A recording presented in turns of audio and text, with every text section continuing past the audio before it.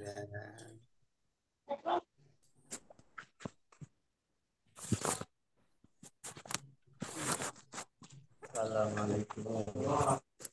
Lanjut ke Arab Dayak malah rugi.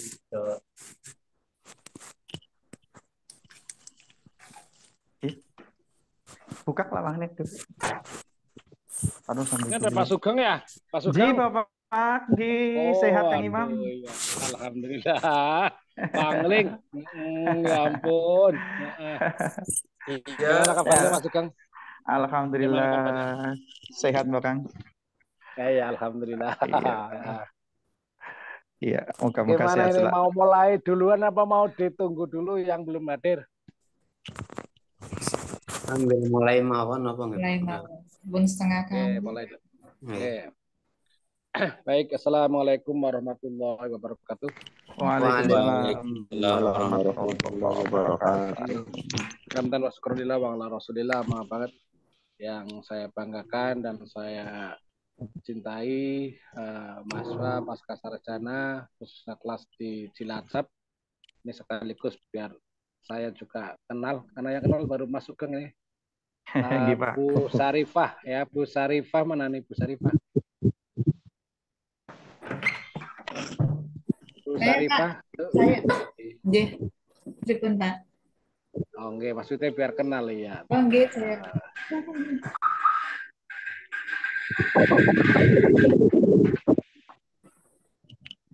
Terus berikutnya Mas Lukman. Mana Mas Lukman? Gini. Oh, tadi Bu Sarifah kegiatannya di mana? Saya di MI Kuripan Kidul, Bapak. Oh, MI Kuripan ya. Oke, okay. Kalau Mas Lukman? Halo, Pak Lukman. Pak Sugeng Riyadi. Pak Lukman Hakim ya? Pak, sorry. Siapa tadi ya? Oh, keliru ya tadi. Sorry. Pak Patutin. Mana ya Pak Patutin? Sorry. Pak Patutin. Halo, Pak Patutin. Hadir Pak, hadir. Assalamualaikum. Ya, Pak Patutin, halo. Hadir Pak, assalamualaikum. Iya, oke. Iyalah, ini biar wajahnya kelihatan. Kegiatannya di mana Pak? Pak Patutin? Di MI Ulama Pak. MI Adipala. Adipala, nggih. Oke, nggih. Bu Nur Hidayah, mana Bu Nur? Pak, saya Pak, lagi-lagi Pak. Kok name-nya belum diganti address-nya? Ya. Bu, sorry, saya yang salah ini tadi.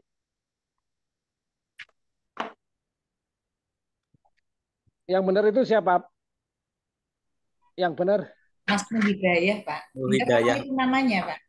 Oh, itu memang Nur Hidayah. Oh, gitu ya. Ya, sorry ya. Ya, nggak apa-apa. Memang maknanya sama. Oke, Mas Nur.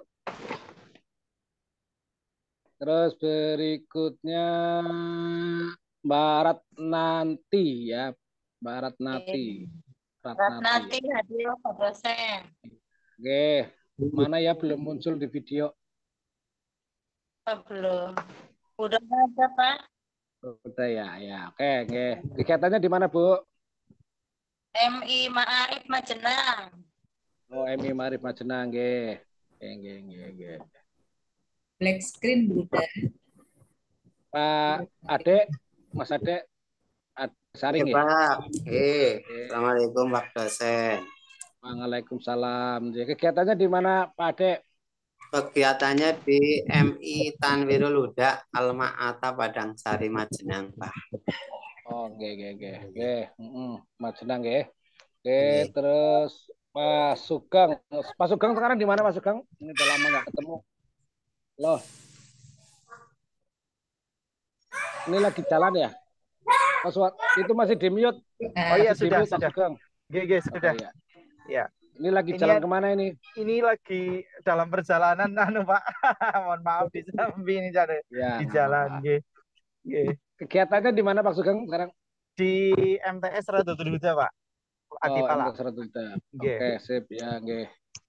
Oke, terus berikutnya. Tadi Mas Lukman ya. Mas Lukman di mana Mas Lukman?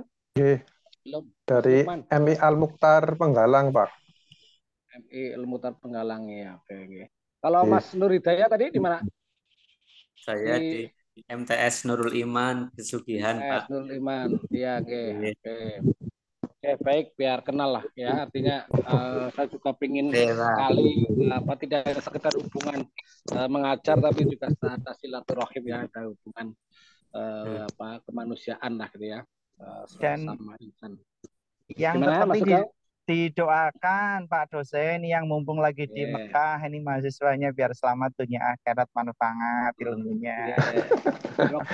Minta Amin. didoakan biar tambah rezekinya, tambah bojone. Saya menawarkan gak ada yang berani. Amin. Ya, amin. Mudah-mudahan bisa nyusul. Bagi yang belum, bagi yang sudah ya bisa berkali-kali ya marotan pada marotin ya. Amin. Amin, amin. Amin, Pak dosen, amin. Oke, baik, kita mulai aja lah ya. Oh, ini satu Mbak Fitri ya? Belum ya?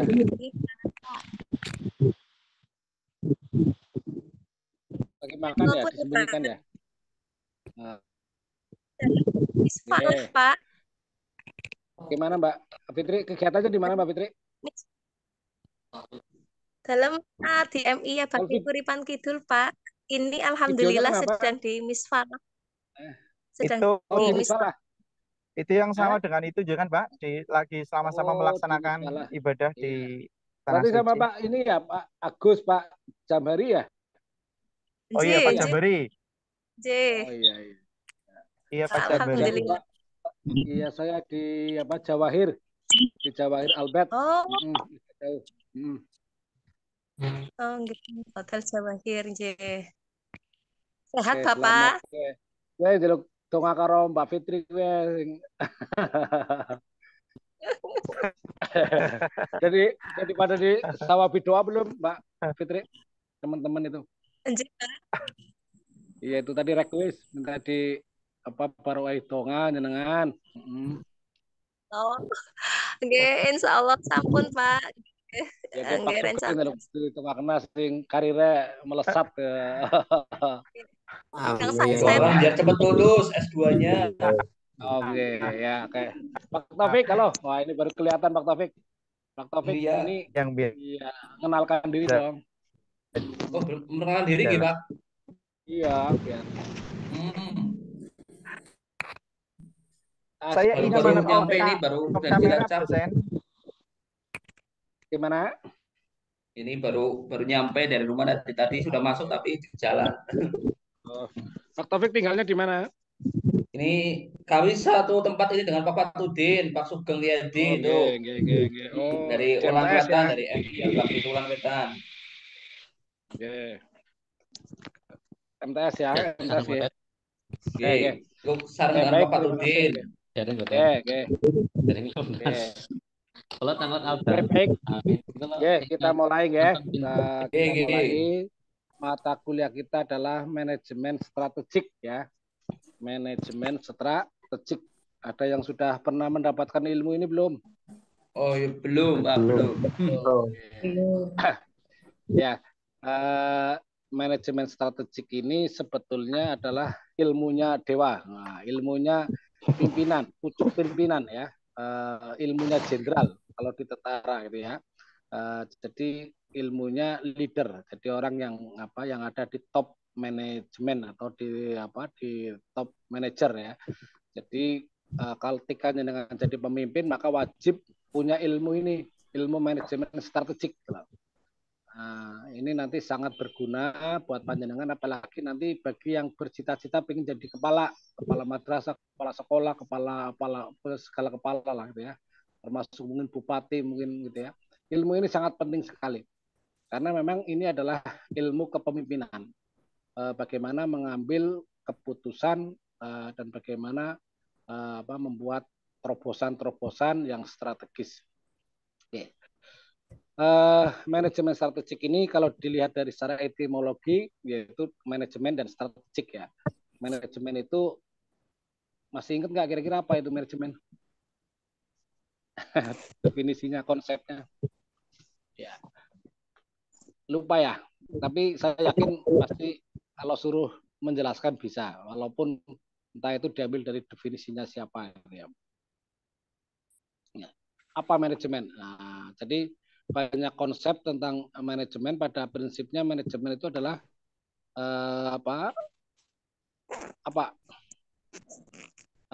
manajemen is at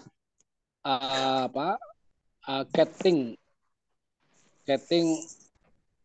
all the people ya, getting dan all the people ya, through all the people. Ya. Jadi adalah merupakan cara bagaimana mendapatkan sesuatu dengan cara mengatur, menggerakkan, mengelola, merencanakan, mengevaluasi dan sebagainya sumber daya yang ada, entah itu manusia, entah itu materi, alat, ya, duit, money maupun lain-lain untuk mencapai tujuan tertentu. Jadi how getting, jadi bagaimana untuk mendapatkan sesuatu. Berarti manajemen itu ada karena sebabnya. Jadi manajemen itu adalah akibat ya. Ketika jenengan bercita-cita ingin membesarkan sekolah, maka biar terwujud butuh manajemen. Nah, itu kan berarti manajemen itu adalah dari kausalitas, dari sebab karena kita punya tujuan. Maka ilmu manajemen adalah ilmu untuk mencapai tujuan. Ya. Manajemen adalah sarana untuk bagaimana mempercepat, mempermudah mencapai tujuan. Ketika ada tujuan, tidak ada manajemen, berarti tidak ada pelaksanaan. Nah, maka konsep kalau mungkin dalam Islam itu gaib itu adalah konsep, ya, entah itu tentang surga, tentang neraka, tentang Tuhan dan sebagainya. Ya, tentang keimanan kita kepada yang gaib itu adalah sesuatu yang konseptual. Nah, bagaimana cara kita mendekatkan diri pada Tuhan? Bagaimana kita cara beriman kepada kitab? Bagaimana cara kita beriman kepada malaikat? Nah, maka butuh aplikasi lah. Itulah tata caranya, itu tata kelolanya adalah manajemen. Ya. Nah, sama bahwa dalam kehidupan ini setiap orang itu pasti punya tujuan, punya kepentingan, ya, punya capaian. Nah, maka capaian itu terlaksana bila diiringi dengan manajemen. Nah, ilmu manajemen itu banyak. Nah, maka ilmu manajemen strategik itu ilmu apa? Maka kita masuk kepada hal yang strategik. Strategik itu maknanya sebetulnya bukan sekedar strategis. Memang banyak orang yang mendefinisikan strategik itu adalah strategis. Tapi sebetulnya strategik itu adalah lebih menyeluruh dan lebih berorientasi jangka panjang. Ya, jadi kalau kalian mendengar kata-kata strategik itu bukan sekedar strategis. Ya. Kalau strategis itu kan hanya tepat, ya, tepat sasaran, waktunya atau timingnya, mungkin lokasinya dan sebagainya. Tapi kalau strategik itu menyeluruh, ya, segala sesuatunya sangat tepat dan berorientasinya adalah jangka panjang. Jadi ada embel-embel jangka panjang, ya. Karena kalau jangka pendek itu atau short term itu hanya cukup dengan manajemen yang lain, manajemen proyek istilahnya. Misalkan dengan menggunakan manajemennya Jos Arteri misalkan.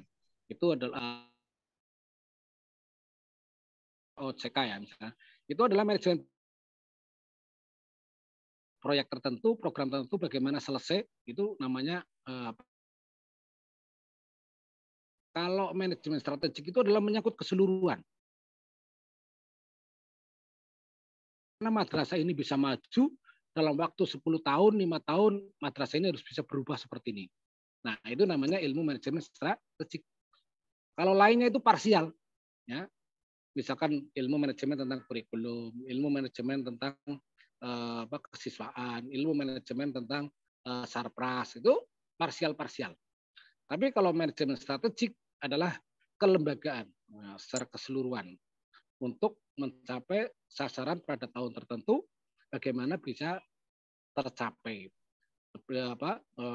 Kenapa ini muncul? Karena seiring dengan kompetisi, sekarang semuanya manajemen brandnya adalah unggul. Misalkan ingin menjadi lembaga yang unggul, ingin menjadi dan sebagainya. Maka kemudian terjadi kompetisi. Bagaimana cepat-cepatan menjadi lembaga yang unggul? Nah, maka diperlukan manajemen strategik. Maka manajemen strategik ini akan menuntun menuntun kita pengembangan ya, mengembangkan madrasah atau sekolah yang kita miliki atau mungkin organisasi apapun ya. Karena sekarang negara pun juga menggunakan manajemen strategik. Jangan jadi bupati juga menggunakan manajemen strategik. Nanti saya tunjukkan buktinya ya. Nah, maka manajemen strategik itu menurut saya sangat penting sekali. Jadi tugas pemimpin, tugas kepala sekolah, tugas leader itu yang pokok adalah membuat manajemen strategik, dokumen perencanaan strategik. Ya. Kenapa? Karena kalau tugas yang lain itu hanya tugas bisa dilaksanakan oleh siapapun. Tugas misalkan kepala sekolah datang gasik, salaman, menyalami guru, menyalami murid, itu bukan tugas pokok kepala sekolah. Itu tugasnya mungkin ya piket lah, guru piket dan sebagainya. Tapi tugas utama kepala sekolah atau pimpinan atau orang yang di level atas ya termasuk waka-waka itu adalah menentukan arah mau kemana perahu ini berlabuh, mau kemana sekolah ini berkembang, dan mau seperti apa wujud pengembangannya. Nah itu harus dibuat blueprint. Nah, jadi tugas kita adalah membuat blueprint, membuat membuat cetak biru. Ke depan itu mau seperti apa harus digambar dengan jelas mulai sekarang. Nah sehingga anggotanya nanti enak, oh ini arahnya mau ke sana. Nah semuanya bisa mengikuti. Tapi kalau tidak ada manajemen strategik, tidak ada dokumen yang strategik, itu pasti akan berganti-ganti. Hari ini tempe, besok kedelai, besok ada angin ke sana, ikut ke sana, ikut ke sana lagi. Nah itu menjadi tidak jelas. Kalau persoalan strategi oke, tapi titik arah kemana itu harus jelas. Ya. Nah kalau saya ngikuti misalkan itu Alibaba itu yang pakar Shopee itu Alibaba ya, kenal nggak Alibaba yang punya Shopee itu. Nah Jack Ma ya, itu yang tiba-tiba menjadi orang terkaya di dunia. Kenapa? Karena menguasai pasar online gitu ya.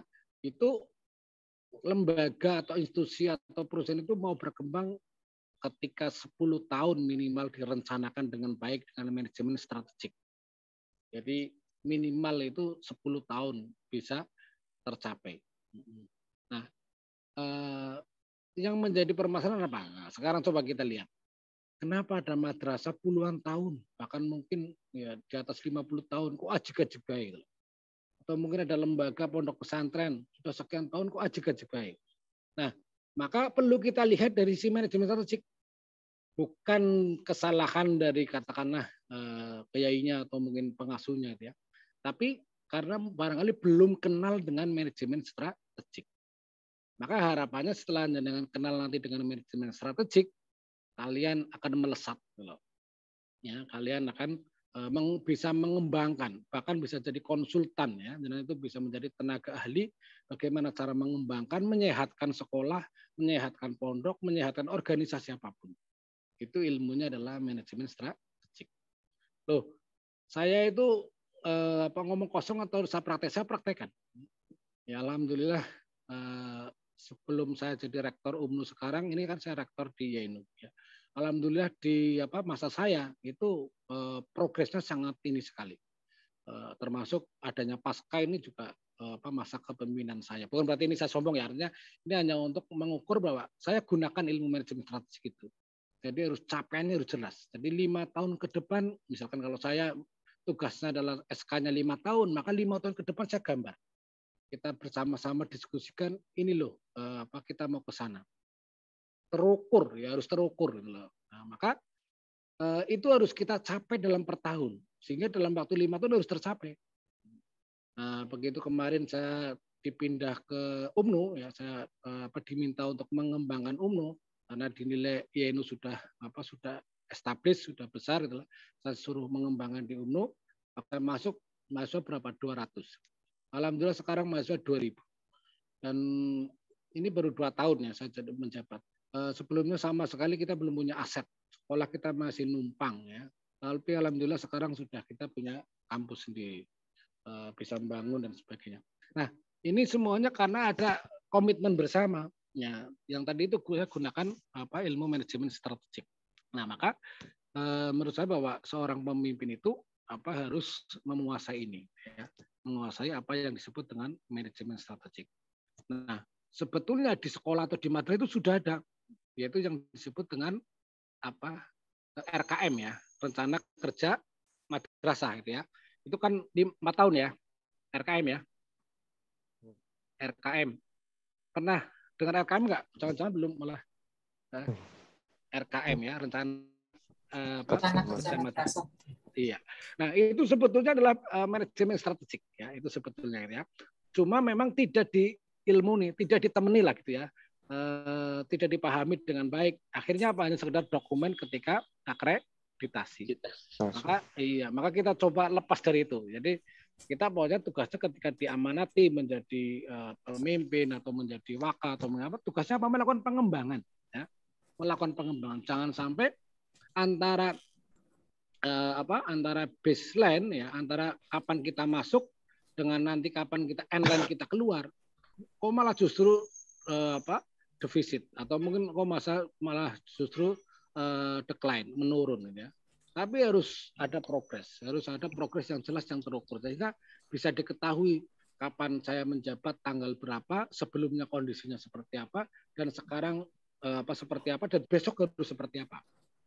Nah, itu harus tergambar gitu loh. Ya. Nah, maka di sinilah tugas kita bagaimana mendekatkan sesuatu yang barangkali imajinatif ya, yang tadi yang hoib, yang konseptual, bagaimana betul-betul bisa terwujud. Kalau dalam Islam ya, yang biasa khotbah itu wal tandur nafsun maqaddamat lihot ya. Wal tandur itu apa maknanya? Perhatikan apa yang telah diperbuat oleh kita, maqaddamat ya. Apa yang diperbuat lihot untuk apa? Untuk masa depan.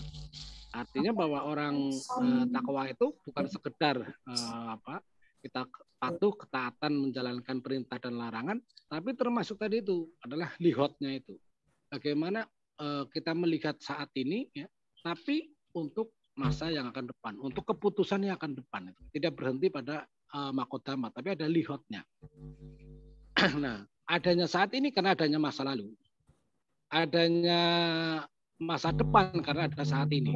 Semuanya adalah berkaitan. Maka harus kita rangkai antara yang lalu, yang sekarang, dan yang akan datang. Nah, persoalannya kan sekarang ini kita lebih banyak berpikir masa lalu. Pacar wis putus wis dipikir baik. Nah, itu loh. Misalkan ada itu ya. Nah, ya nggak bisa move on. Nah, itu artinya bahwa kita belum bisa lihotnya, belum bisa berpikir ke depan. Ada ya?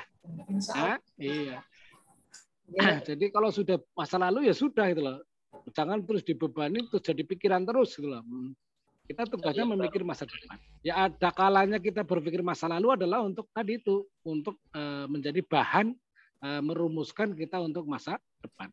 Jalan kita adalah ke depan. Kita tidak jalan mundur, tapi jalan ke depan. Nah, maka kita itu banyak kekalahan. Kenapa? Karena orang-orang Cina, orang-orang Barat itu mereka betul-betul merumuskan kemajuan itu secara detail. Bahkan mereka tidak hanya puluhan tahun ya, bisa 100 tahun ke depan mereka sudah rumuskan. Buktinya apa? Ketika mereka merumuskan membuat proyeksi bisnis, itu bukan sekedar bisnis untuk dimakan hari ini, tapi mereka merumuskan bisnis yang bisa diwariskan 7 turunan. Nah, itu bedanya dengan kita. Kita itu kadang hari ini makan apa, ya besok makan apa masih tanya-tanya. Nah, mereka sudah berpikir sekian tahun berikutnya sudah disiapkan. Nah, maka kekalahan kita adalah di sini. Kita kurang menyiapkan, ya, kurang lihotnya tadi itu, kurang memikirkan masa depan itu secara serius. Ya. Mungkin kita banyak bersula ke belakang, gitu ya. Nah, maka disinilah kita mencoba rubah mindset kita. Nah, bagaimana kita menggunakan mindset strategik, ya, itu apa ke depan. Ya, tantangan kita adalah ke depan. Maka tugas kita adalah bagaimana cara mencari opportunity, ya, mencari kesempatan. Ya. Dalam Al-Quran itu syukur itu yang seringkali dilupakan itu kan 2 ya, syukur kesehatan dan syukur kesempatan. Nah, Nah, kesempatan itu adalah wujud karunia yang harus kita syukuri lah. Nah, itu selama ini kita gali nggak kesempatan itu, opportunity kalau bahasa manajemen. Ya. Jadi seringkali kita itu melakukan evaluasi, misalkan menggunakan apa, misalkan menggunakan SWOT ya. Tapi kadang kita nggak tahu kegunaannya untuk apa. Nah, padahal adalah untuk mencari opportunity. Apa sih peluang yang bisa kita raih ke depan? Nah, apapun menurut saya gitu ya. Jadi menurut saya bahwa manajemen strategik ini kalau betul-betul diterapkan pasti ada progres, pasti ada pengembangan. Pasti kepala sekolah atau leadernya itu berbeda dengan dengan kepala sekolah yang tidak punya punya manajemen strategik. Nah, sehingga di sini nanti ketika mengukur kinerja kepala sekolah jelas. Jadi misalkan tidak menilai seseorang itu sifatnya adalah pribadi. Misalkan kepala sekolah karakternya gini-gini lah, itu pribadi. Tapi mungkin sudah mengukurnya, dulu itu punya perencanaan seperti ini. Maka apakah ini tercapai atau tidak? Kenapa tidak tercapai? Apa hambatannya? Itu jelas loh. Nah, maka menjadi lebih objektif dalam kinerjanya. Nah, maka di sinilah pentingnya manajemen strategik ini untuk membantu supaya terjadi pengembangan madrasah atau pendidikan di sekolah. Ya. Saya itu terus terang agak salut ya dengan beberapa negara ini yang betul-betul konsisten menerapkan pendidikan. Misalkan New Zealand atau Selandia Baru gitu ya, itu pendidikannya nomor 1, negaranya nomor 1. Kenapa? Karena memang perhatian pendidikannya itu sangat tinggi sekali. Ya. Jadi negara yang punya perhatian besar pada pendidikan itu dia memberikan keberkahan pada bangsanya. Karena apa? Karena yang menentukan kemakmuran sebuah bangsa itu ternyata bukan sumber alam, tapi adalah SDM. Mauritius gitu ya, di negara di Afrika itu mayoritas orangnya non Muslim. Orang Islam itu paling hanya 1,3, tapi bisa presidennya adalah perempuan orang Muslim. Dan dia konsepnya bagus sekali. Kebetulan dia dokter ya, presidennya dokter dan dia juga penulis buku. Nah, dia itu program unggulannya adalah pendidikan gratis. Kemudian bahkan rumah ke sekolah itu difasilitasi. Nah, ini dengan seperti ini menjadikan sumber dayanya naik. Nah, maka itu adalah cara mereka untuk tadi mengembangkan negara itu dengan cara pendidikan, dengan meningkatkan sumber daya. Artinya punya cara, punya strategi.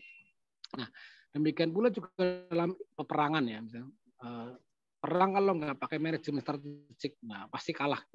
Maka bagaimana membuat strategi yang tepat, yang jitu, ya, dengan sasaran yang jitu, tidak boleh meleset, ya itulah yang digunakan manajemen strategik. Jadi dulu bahasa strategi itu adalah bahasa perang. Ya. Kalau jangan buka kamus bahasa Indonesia, kata strategi itu pasti hubungannya dengan perang. Siasat, taktik dan sebagainya. Maka manajemen strategik ini tidak bisa lepas dengan kompetisi.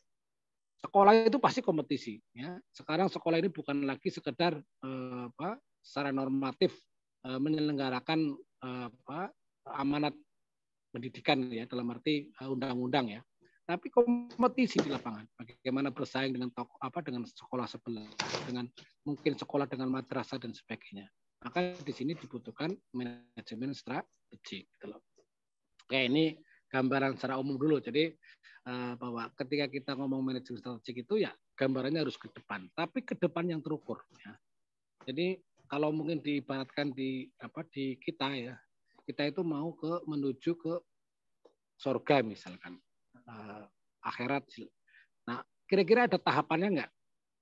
Tahapan pertama misalkan fase alam kandungan. Tahap berikutnya alam dunia atau alam fana. Berikutnya lagi alam kubur ya. Berikutnya lagi barzah. Nah, itu kan ada penggalannya. Ada tahapan, ada step by step-nya. Jelas loh. Jadi itu yang disebut dengan manajemen strategik. Panjang tapi punya tahapan yang jelas. Ya. Misalkan kamu punya perencanaan 5 tahun, ya per tahun ini apa yang dikerjakan? Tahun ke depan itu apa? Tahun ketiga apa? Tahun keempat apa? Tahun kelima itu apa? Jadi misalkan saya ingin punya siswa misalkan 300 dalam 4 tahun ke depan. Pertama saya naik.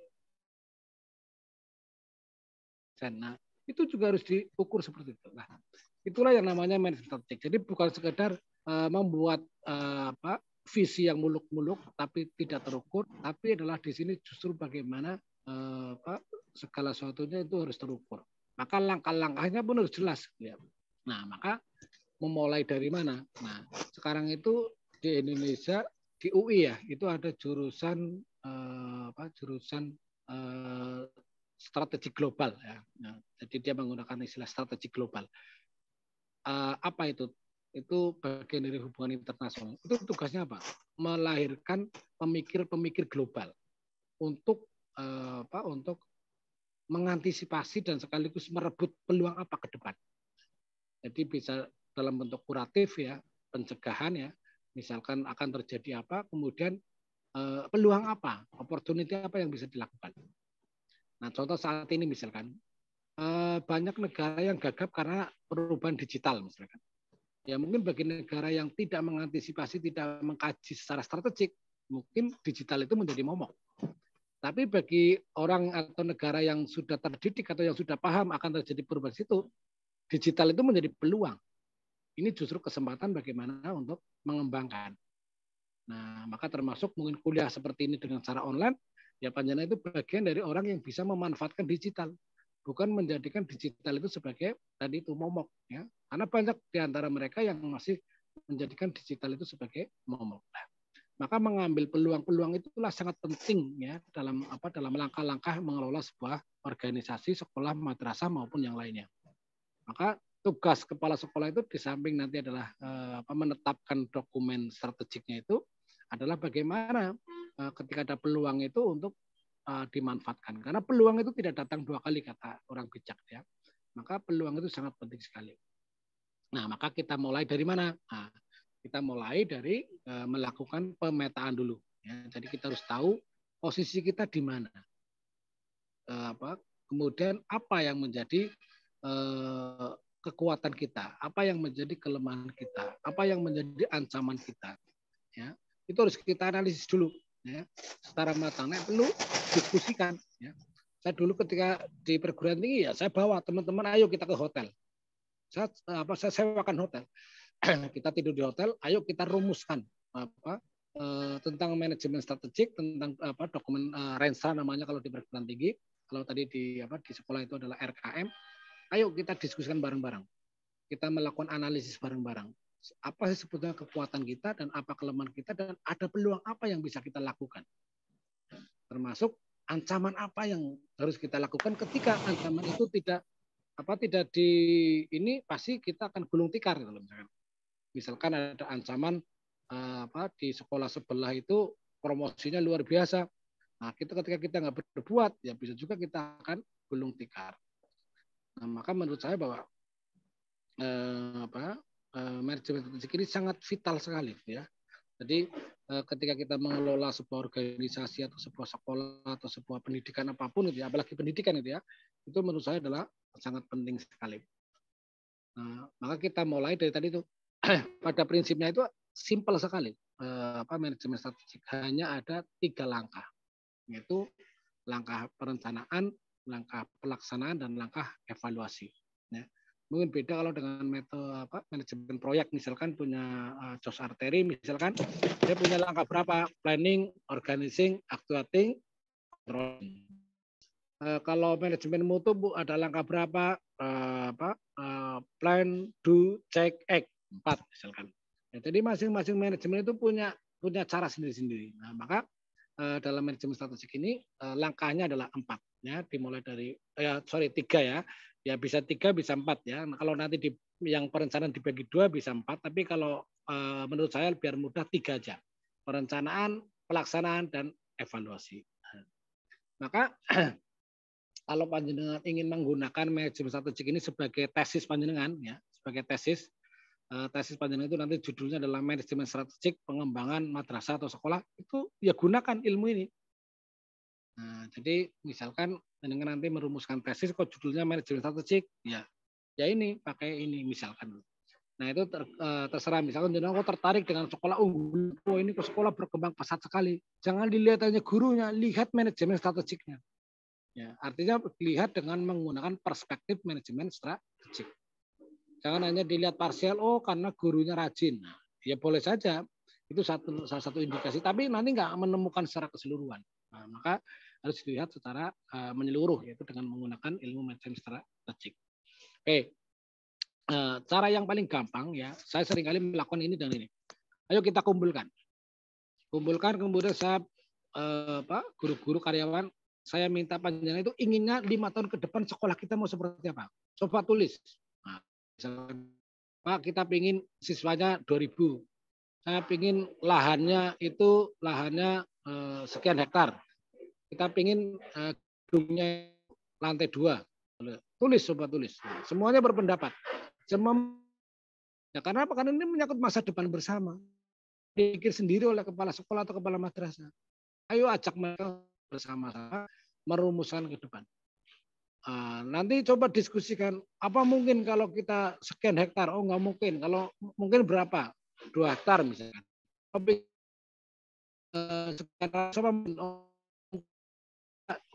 itu jadikan sebagai seperti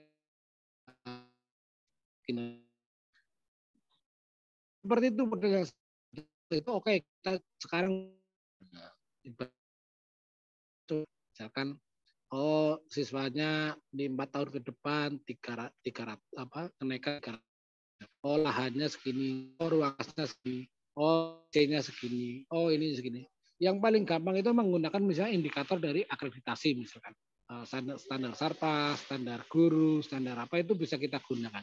Nah, maka itu adalah mimpi kita bersama, tapi bukan sekedar mimpi, tapi yang memang realistis. Nah, itulah yang menurut saya disebut dengan nanti akan melahirkan visi ya. Nah, maka dalam ilmu manajemen strategik itu visi itu sangat penting sekali. Visi itu sangat penting sekali. Ya samalah ketika jenengan jadi bupati kan pasti harus menyodorkan visi. Maka harus menyodorkan visi misi. Itu nanti menjadi ketetapan yang tidak bisa berubah ketika sudah disahkan oleh DPR untuk 5 tahun ke depan. Nah, itu adalah ilmunya manajemen strategik. Maka ketika salah menentukan visi misi, dia akan menjadi hal yang sangat menentukan atau tidak menentukan arah daerah. Nah, maka kalau jenengan mengikuti seleksi kepala sekolah, kepala madrasah apapun, pasti yang pertama ditanya visi misi.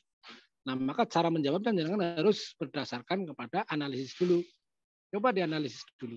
Nah, kondisi saat ini seperti apa? Nah, kemudian tantangannya, ancamannya, kelemahan, kekurangan dan sebagainya. Oke, maka barulah itu nanti akan melahirkan visi. Oke, tadi kembali lagi. Jadi langkah awal yang paling gampang itu bisa menggunakan diskusi langsung FGD, bisa menggunakan angket. Ya. Misalkan keinginan warga sekolah ini 4 tahun ke depan seperti apa sih? Itu kan nanti semuanya urun kontribusi pada ide. Itu sangat penting sekali. Nah, itu nanti akan diramu akan menjadi suatu blueprint, suatu gambaran. Oh, nanti 4 tahun ke depan sekolah kita akan seperti ini. Nah, persoalan nanti bagaimana caranya, ya itulah nanti manajemen teknis. Ya, tapi yang pertama adalah harus punya visi dulu. Harus punya impian dulu. Seperti apa impiannya? Jangan sampai masing-masing orang itu punya impian sendiri-sendiri. Bu Ratna misalkan impiannya pengen seperti ini. Bu Lela pengen impian seperti ini. Nah, maka ya susah untuk mewujudkan. Maka harus disatukan mimpinya dulu. Mimpinya kita ingin seperti ini. Ya, persoalan nanti ada halangan nggak apa-apa. Yang penting harus punya mimpi bersama dulu. Nah, maka mimpi itu tadi harus terukur. Nah, maka visi misi itu harus menjadi suatu hal yang sangat penting dan itu menjadi spirit dari perubahan. Ya. Jadi maka jangan sepelekan visi misi. Kalau visinya masih gambar tempel, nunut temannya, nunut tetangganya, nunut copy paste dari sekolah lain, ya mana mungkin itu akan menjadi cita-cita bersama. Nah, ini untuk awal dulu. Mungkin ada pertanyaan dulu, ada masukan dulu, biar nggak ngantuk. Mungkin ada kesulitan atau gimana. Gimana, monggo silakan kita coba diskusi dulu. Ayo, monggo yang mau komen.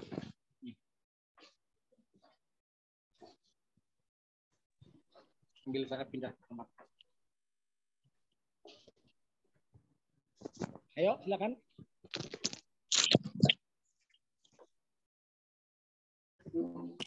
Terbuai dengan orasinya Pak Dokter. Tadi pada bingung ini. Ada yang mau komentar? Ini Pak.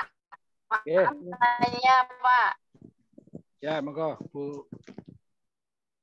Tun Habibah. Ya, Mbak Habibah. Silakan Mbak Habibah.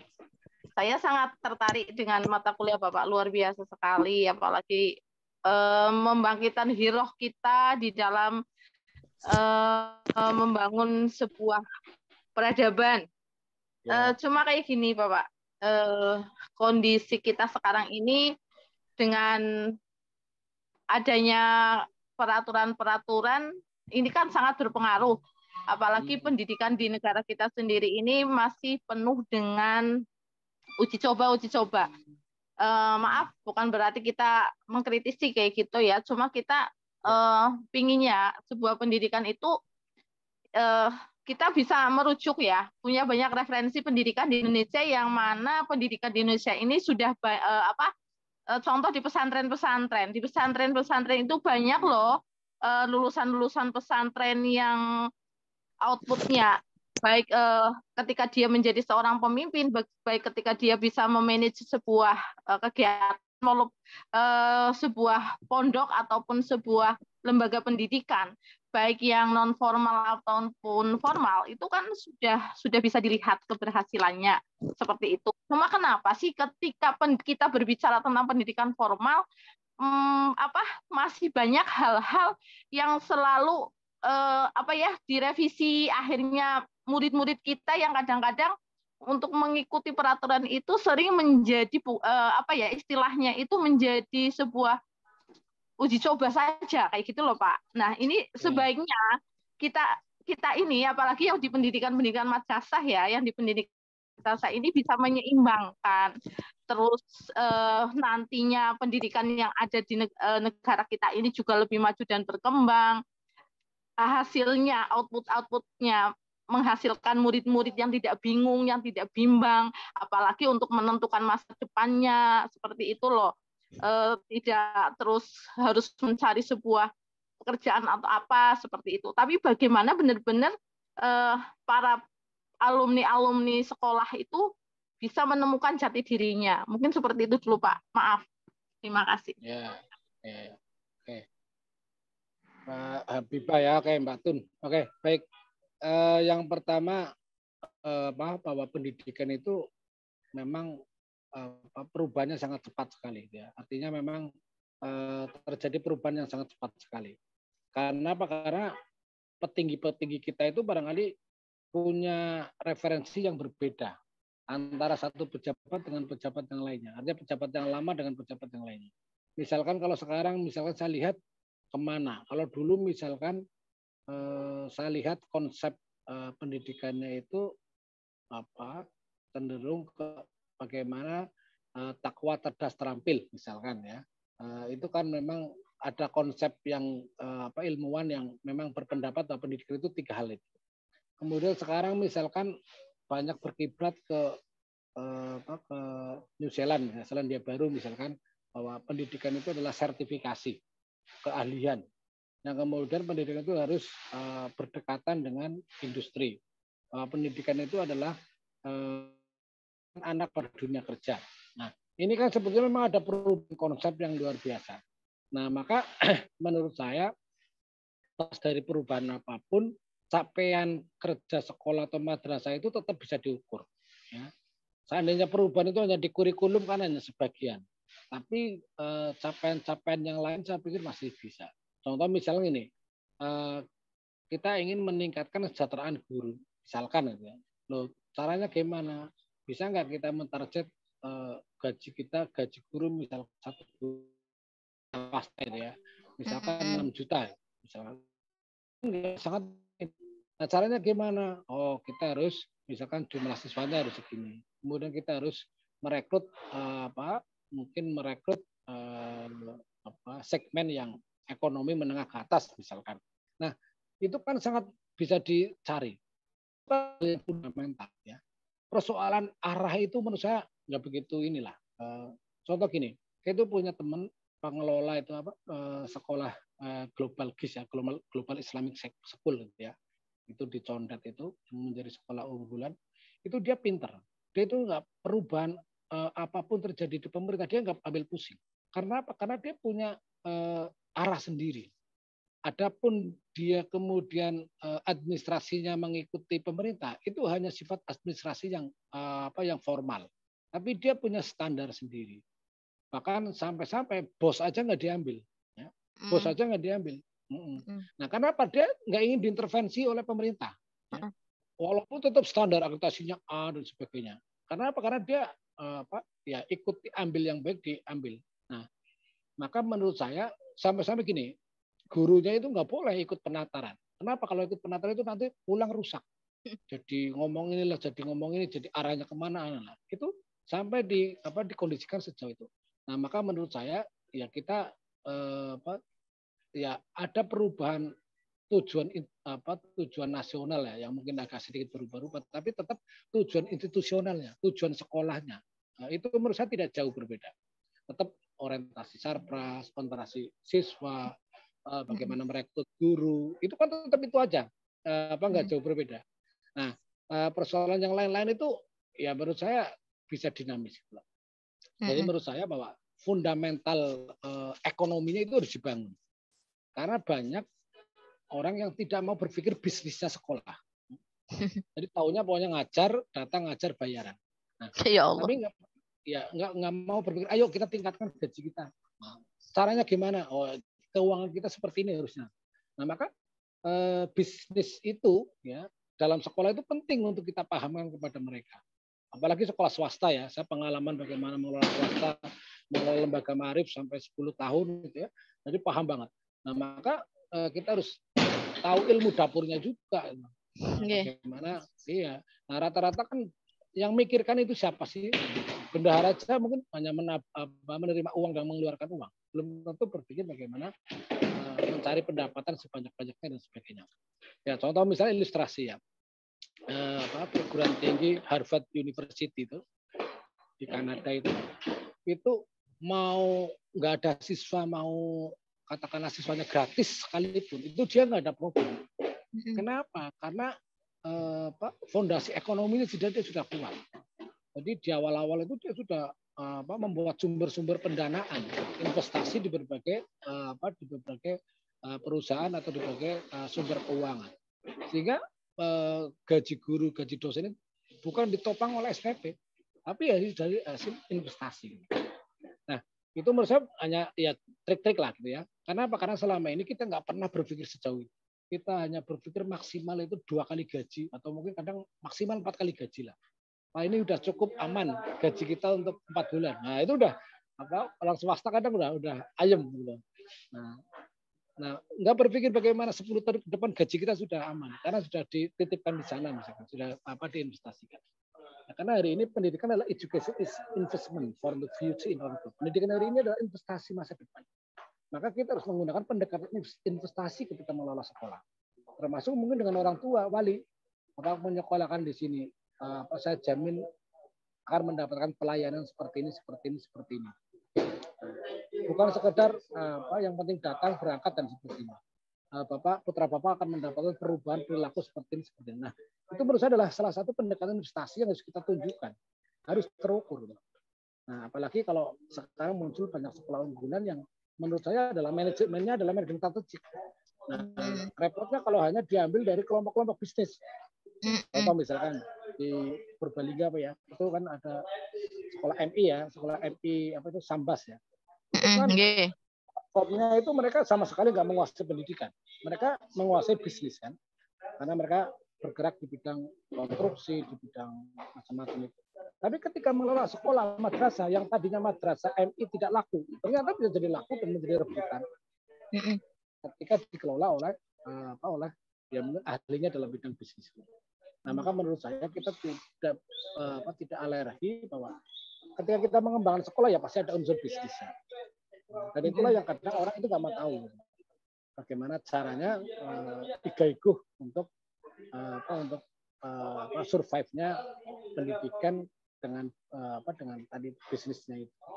Nah, dulu saya itu waktu awal-awal mengembangkan S2, saya itu banyak membuat beasiswa. Tapi sebetulnya hanya sebuah rekayasa bisnis saja. Saya membuat pendidikan S2 cukup bayar 50% karena di awal-awal sih karena kita butuh promosi ya marketing itu. Nah, tapi kan teknisnya gampang. Yang tadinya satu kelas 20 saya isi 40. Nah, kan sama saja kan. Mengajar anak 20 dengan anak 40 kan sama saja kosnya. Tapi efeknya kan luar biasa. Bisa dapat beasiswa. Nah, padahal sebetulnya ini hanya kita bermain di itu tadi. Bagaimana teknisnya itu kita alihkan. Jadi menurut saya kita perlu ada rekayasa seperti itu. Sama lah orang belanja kan ketika ada diskon itu kan mendelok kan gitu. Biasanya kalau ada tulisan diskon kan yang tadinya nggak niat belanja jadi niat belanja. Yang tadinya nggak butuh jadi butuh. Nah, maka kita pun juga marketing itu sangat penting sekali. Bagaimana orang yang tadinya nggak niat sekolah di sini menjadi niat sekolah di sini. Apa tawaran Anda? Nah, maka sekolah sekarang bukan hanya sekedar pasang baliho gitu ya, tapi bagaimana membuat marketing pendidikan. Maka marketing pendidikan sangat penting sekali. Artinya bahwa ilmu mengelola sekolah bukan hanya sekedar ilmu bagaimana dokumen kita penuhi gitu ya. Tapi adalah bagaimana kita berkompetisi, bagaimana kita bisa survive, ya, bisa establish. Ya, itulah yang menurut saya harus kita lakukan. Ya, termasuk bagaimana SDM, sumber daya. Nah, sekarang kalian bisa punya guru S2. Kan ini luar biasa, potensi sangat luar biasa. Ini menjadi keuntungan yang luar biasa. Nah, maka tinggal bagaimana kita dorong, kita fasilitasi untuk maju ke depan. Karena banyak sekolah yang gurunya mungkin nggak bisa TI, karyawannya nggak bisa TI. Nah, itu kan mau seperti apa coba? Nah, maka investasi sumber daya itu memang sangat penting sekali. Sangat penting sekali. Nah, maka menurut saya bahwa kita harus tahu celah kita. Nah, termasuk barangkali kebijakannya. Kebijakan itu ya, contoh gini misalnya, saya itu banyak membantu misalkan anak swasta mendapatkan PIP. PIP itu kalau di madrasah itu ada tapi nggak bisa aspiratif, hanya kuota lah ya, hanya normatif. Kalau di bawah Diknas itu kita bisa lari mencari kuota secara aspirasi melalui jalur politik. Nah, maka politik itu juga bagian yang harus kita gunakan ketika mau mengembangkan sekolah. Ya, jangan kenapa? Karena itu kebijakan pemerintah itu semuanya kebijakan pendidikan itu semuanya jalurnya politik. Maka kita harus pandai-pandai juga membaca ada peluang apa. Contoh misalnya sekarang ini saya lagi cari bagaimana KIP misalkan. Alhamdulillah saya dapatkan KIP terbesar di Jawa Tengah. Itu kan enak, saya bisa membantu mereka yang tadinya kuliah jadi kuliah, gitu. Mereka bahkan dapat uang kos 1 bulan 800.000. Nah, ini kan peluang apa yang bisa kita lakukan harus kita lakukan. Nah, maka itulah bagaimana strategi kita untuk melakukan pengembangan. Gitu. Jadi menurut saya kita jangan terlalu terkecoh sekali, karena gini, karena ilmu matematik itu hanya kita itu sekolah kita, bukan negara kita, ya. Kita memang mendengarkan, di luar itu seperti apa, lingkungan di luar itu seperti itu, tapi itu ada sebagai bagian dari analisis kebijakan kita. Tapi arah kita kemana, ya tetap kita. Kan gitu. Jadi kita nggak boleh terlalu pusing dengan perubahan-perubahan. Nah, kalau misalnya perubahan dulu kuliahnya tatap muka full, sekarang online, kan itu hanya perubahan teknis saja kan. Isinya kan tetap sama. Nah, maka menurut saya kita nggak boleh alergi pada perubahan. Ya, saya ingat betul. Dulu zaman awal-awal globalisasi, orang tua kita menolak apa globalisasi. Ya, globalisasi nanti akan menjadikan anak moralnya bejat lah gini-gini. Tapi ternyata apa efek positifnya? Banyak orang kerudungan karena globalisasi. Perempuan dulu zaman sebelum globalisasi yang kerudungan itu sedikit sekali. Itu artinya ada pengembangan agama yang luar biasa. Nah, menurut saya perubahan itu harus kita sikapi. Nah, suatu hal yang menjadi keniscayaan lah. Sekarang perubahan digital, ya mau tidak mau kita harus ikuti. Bagaimana kita ikut. Jangan sampai kemudian kita bertahan pada masa lalu.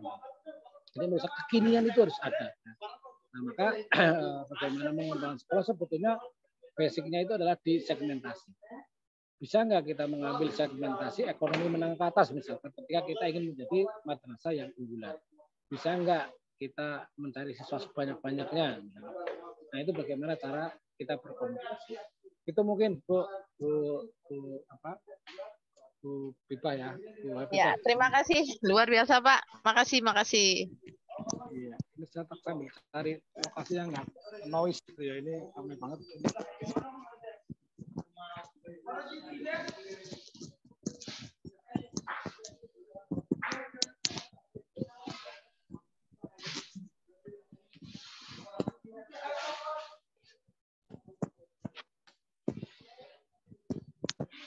Yang lain monggo, yang lain. Saya Pak, boleh ikut sharing Pak? Saya. Iya boleh dong. Boleh ya. Saya boleh lawan ini Pak. Ya, gimana? Mau ikut sharing. Ini terkait dengan manajemen strategi. Ketika saya sharing dengan sekolah saya saja Pak. Saya sekolahnya di Mangun 3 Cilacap Pak. Ini terkait dengan PPDB lah gitu ya. Kalau kita di Kroya itu kebetulan saya kan tempatnya di Kroya. Hadir Zoom. Prestasi. Cilacap ini. Dari prestasi. Kan kuliah S2.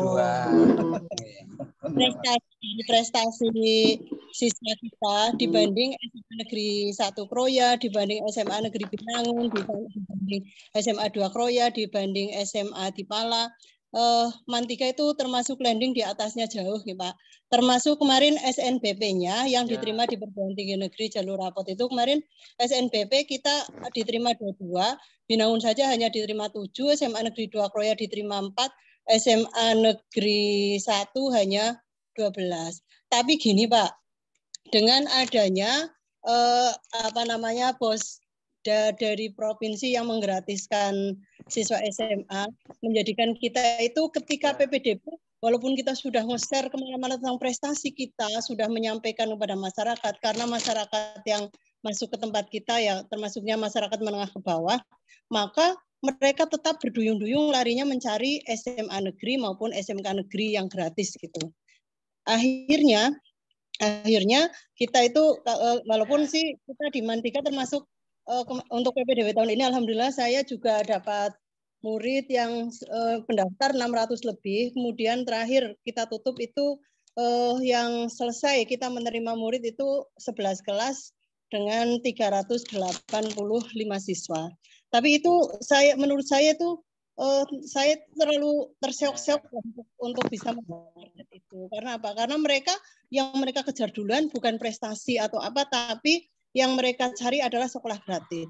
Nah, ketika sudah mereka masuk ke sekolah kami, ini kemarin saya baru saja melakukan rapat tentang laporan APBM, evaluasi APBM dari siswa kita yang jumlahnya kurang lebih 1.000 itu, yang uang yang tidak masuk itu sekitar 30%, dari 2 miliar sekian itu yang masih di tangan siswa sekitar 700 jutaan. Nah, bagaimana cara kita strategi sudah kita lakukan dengan berbagai hal, Pak. Tapi ternyata dengan adanya kebijakan pemerintah tadi yang seperti itu menjadikan kita kelimpangan seperti itu. Terus kemudian yang kedua saya karena telat jadi nggak tahu materi kuliahnya Pak Imam itu apa. Terkait dengan visi misi dan lain-lain yang disampaikan oleh Bapak. Kita itu ketika ada pergantian menteri, terkait ada pergantian kalau di Kemenang ada diatur KSKK dan lain-lain, mesti ada tagline yang berubah. Nah, dengan demikian maka akan berpengaruh terhadap visi misi kita. Maka ketika visi misi kalau dulu kan visi misi itu nggak berubah-ubah, anak saja semuanya pada hafal gitu. Nah, kalau sekarang ketika ganti direktur KSKK, ganti tagline, maka visi kita pun akan, kalau dulu madrasah sekarang kan madrasah mandiri berprestasi, madrasah hebat bermartabat yang dulu gitu kan kita akhirnya visi kita pun mengikuti ada perubahan gitu. Nah, yang seperti ini terus kemudian kebijakan yang dilakukan oleh Gubernur Jawa Tengah Pak Ganjar dengan menggratiskan siswa SMA ini juga berpengaruh juga terhadap ini Pak, terhadap kita yang ada di madrasah. Mohon bagaimana cara kita Pak? Ya, terima kasih. Ya, oke. Baik. Ya, terima kasih. Walaupun ini agak sedikit melebar, nggak apa-apa ya, tapi ini mungkin pengalaman yang sekarang ini sedang dirasakan, betul ya. Jadi perubahan zona itu cara strategi gitu ya. Karena itu tidak prestasi, tapi bagaimana jadi bagaimana hak-hak warga itu bisa sekolah, dari yang tidak mampu bisa sekolah di sekolah yang difasilitasi oleh negara. Jadi sekolah negeri itu sekarang adalah public school ya, jadi sekolah negara, public school. Artinya apa? Memang harus berpikir kepada aksesibilitas, kepada warga yang jaminan warga untuk bisa sekolah, baik itu SLTA, SMP dan sebagainya. Itu kepentingan negara mungkin itu ya. Jadi mereka tidak mengutamakan prestasi, beda mungkin dengan dulu, tapi mereka adalah mengutamakan tadi hak-hak kewarganegaraan. Sehingga mereka tidak berpikir prestasi, tapi berpikirnya bahwa mereka harus mendapatkan sekolah. Mereka harus bisa sekolah. Nah, terus efeknya tentunya adalah kepada sekolah negeri. Kenapa? Karena mereka dengan sistem gratis. Ya. Gratis itu menurut saya karena sebab sebetulnya politis lah ya. Artinya pengen bahwa diakui membantu masyarakat. Prestasinya di bidang pendidikan apa menggratiskan misalkan. Kenapa? Karena punya kepentingan bagaimana dipilih lagi. Itu kan kepentingan politis ya. Nah, tapi ya ada positifnya ada negatifnya. Ada positifnya itu memang banyak warga yang menjadi ringan dengan pendidikan gratis itu. Tapi kelemahannya juga semangat pendidikan berprestasi menjadi tidak ada sekarang. Di Indonesia itu seolah sudah tidak ada lagi semangat berprestasi. Maka gurunya yang mengajar juga tidak berorientasi pada prestasi. Karena apa? Karena tidak ditekan bagaimana membuat prestasi. Lebih pada tadi aksesibilitas, hak-hak dasar. Nah, maka efeknya ke situ. Mungkin beda nanti ketika misalnya dapat pemimpin yang kuat pada pendidikan yang seperti tadi yang saya sampaikan itu di salah satu negara di Afrika itu mungkin beda lagi. Jadi semuanya ini sangat tergantung bagaimana kepemimpinan di masing daerah. Ketika daerah itu punya kepentingan tadi itu dalam arti kepentingan sosial ingin menggratiskan pendidikan dan sebagainya itu ya satu sisi untung aksesibilitas, tapi satu sisi lain prestasinya menjadi berkurang. Nah, ini juga sejalan dengan visi pendidikan nasional kita yang memang sekarang bukan lagi menitik beratkan pada akademik, ya, lebih pada menitikkan kepada outcome.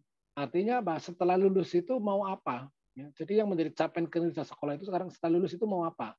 Apakah mau kerja? Apakah mau melanjutkan? Kemudian jaminannya itu seperti apalah? Itu kan sekarang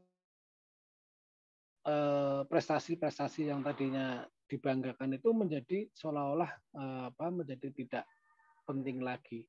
Karena apa? Karena pendekatan sudah pendekatan pragmatis. Ketika SMK ya bagaimana bisa terserap di dunia kerja, ke industri dan sebagainya.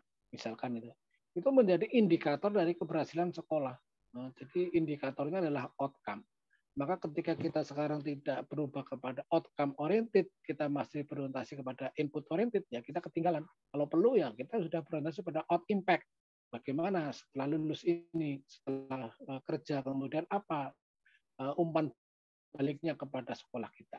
Oke, kemudian yang berikutnya terkait dengan rekrutmen. Ya, saya kebetulan mendampingi 2 SMK ya. Kebetulan ini dulu memang saya ikut mendirikan. Satu SMK Marif 9 di Klirong di kecamatan saya, kemudian satu SMK Marif 1 yang merupakan SMK unggulan di Kebumen. Nah, awal-awal hampir saja terjadi decline ya, penurunan gitu ya, awal-awal gitu ya. Tapi kemudian kita coba kumpulkan semua guru. Kita merumuskan strategi baru, kemudian dalam waktu dekat kita harus bergerak, kemudian harus hasil. Alhamdulillah bisa tercapai. Bahkan yang SMK Marif 9 itu semenjak berdiri sampai sekarang itu belum pernah mengalami penurunan. Pasti selalu ada progres kenaikan terus. Ya, sekarang kemarin dapat 700 ya. Sebelumnya itu dapat 500, ini kenaikan 200. Padahal sebelahnya SMA negeri, ya. Kalau sebelahnya itu SMA negeri yang gratis, yang tapi ternyata bisa berkompetisi. Nah, menurut saya inilah yang harus kita lakukan. Sistemnya mau seperti apa? Nah, misalnya ini di negeri itu kan susah untuk sampai tembus kepada internal, kepada ya semacam kayak gini lah. Kayak orang pilihan lurah itu kan ada tim sukses ya. Nah, itu mereka sampai membangun tim sukses di masing-masing sekolah. Itu harus kita lakukan. Karena sekarang konsepnya bukan sekedar jemput bola, tapi jemput dengan gawang-gawangnya. Gitu. Jadi kalau hanya jemput bola, wah kita ketinggalan. Jemput dengan gawang-gawangnya. Gitu loh. Bagaimana kita? Iya. Dan lapangnya sekalian. Nah, sekarang kalau nggak dapat siswa, guru sertifikasi mau apa? Iya, kan lebih parah. Nah, maka menurut saya guru tidak hanya sekedar mulang, tapi juga harus memikirkan animo juga. Nah, maka menurut saya bahwa jangan sampai dipikir ketika mau bulan Juli saja atau Juni ya, atau mendekati PPDB, tapi harus direncanakan sejak awal. Nah, itulah yang menurut saya bahwa promosi marketing itu sangat penting sekali di era saat ini ya. Kalau sekarang hanya pasang spanduk saja ditinggal lunga ya, gerumuta lertok spanduk kayak siswanya nggak datang gitu loh. Ya piye caranya? Pokoknya sekarang melebihi dari apa ya istilahnya multi level marketing.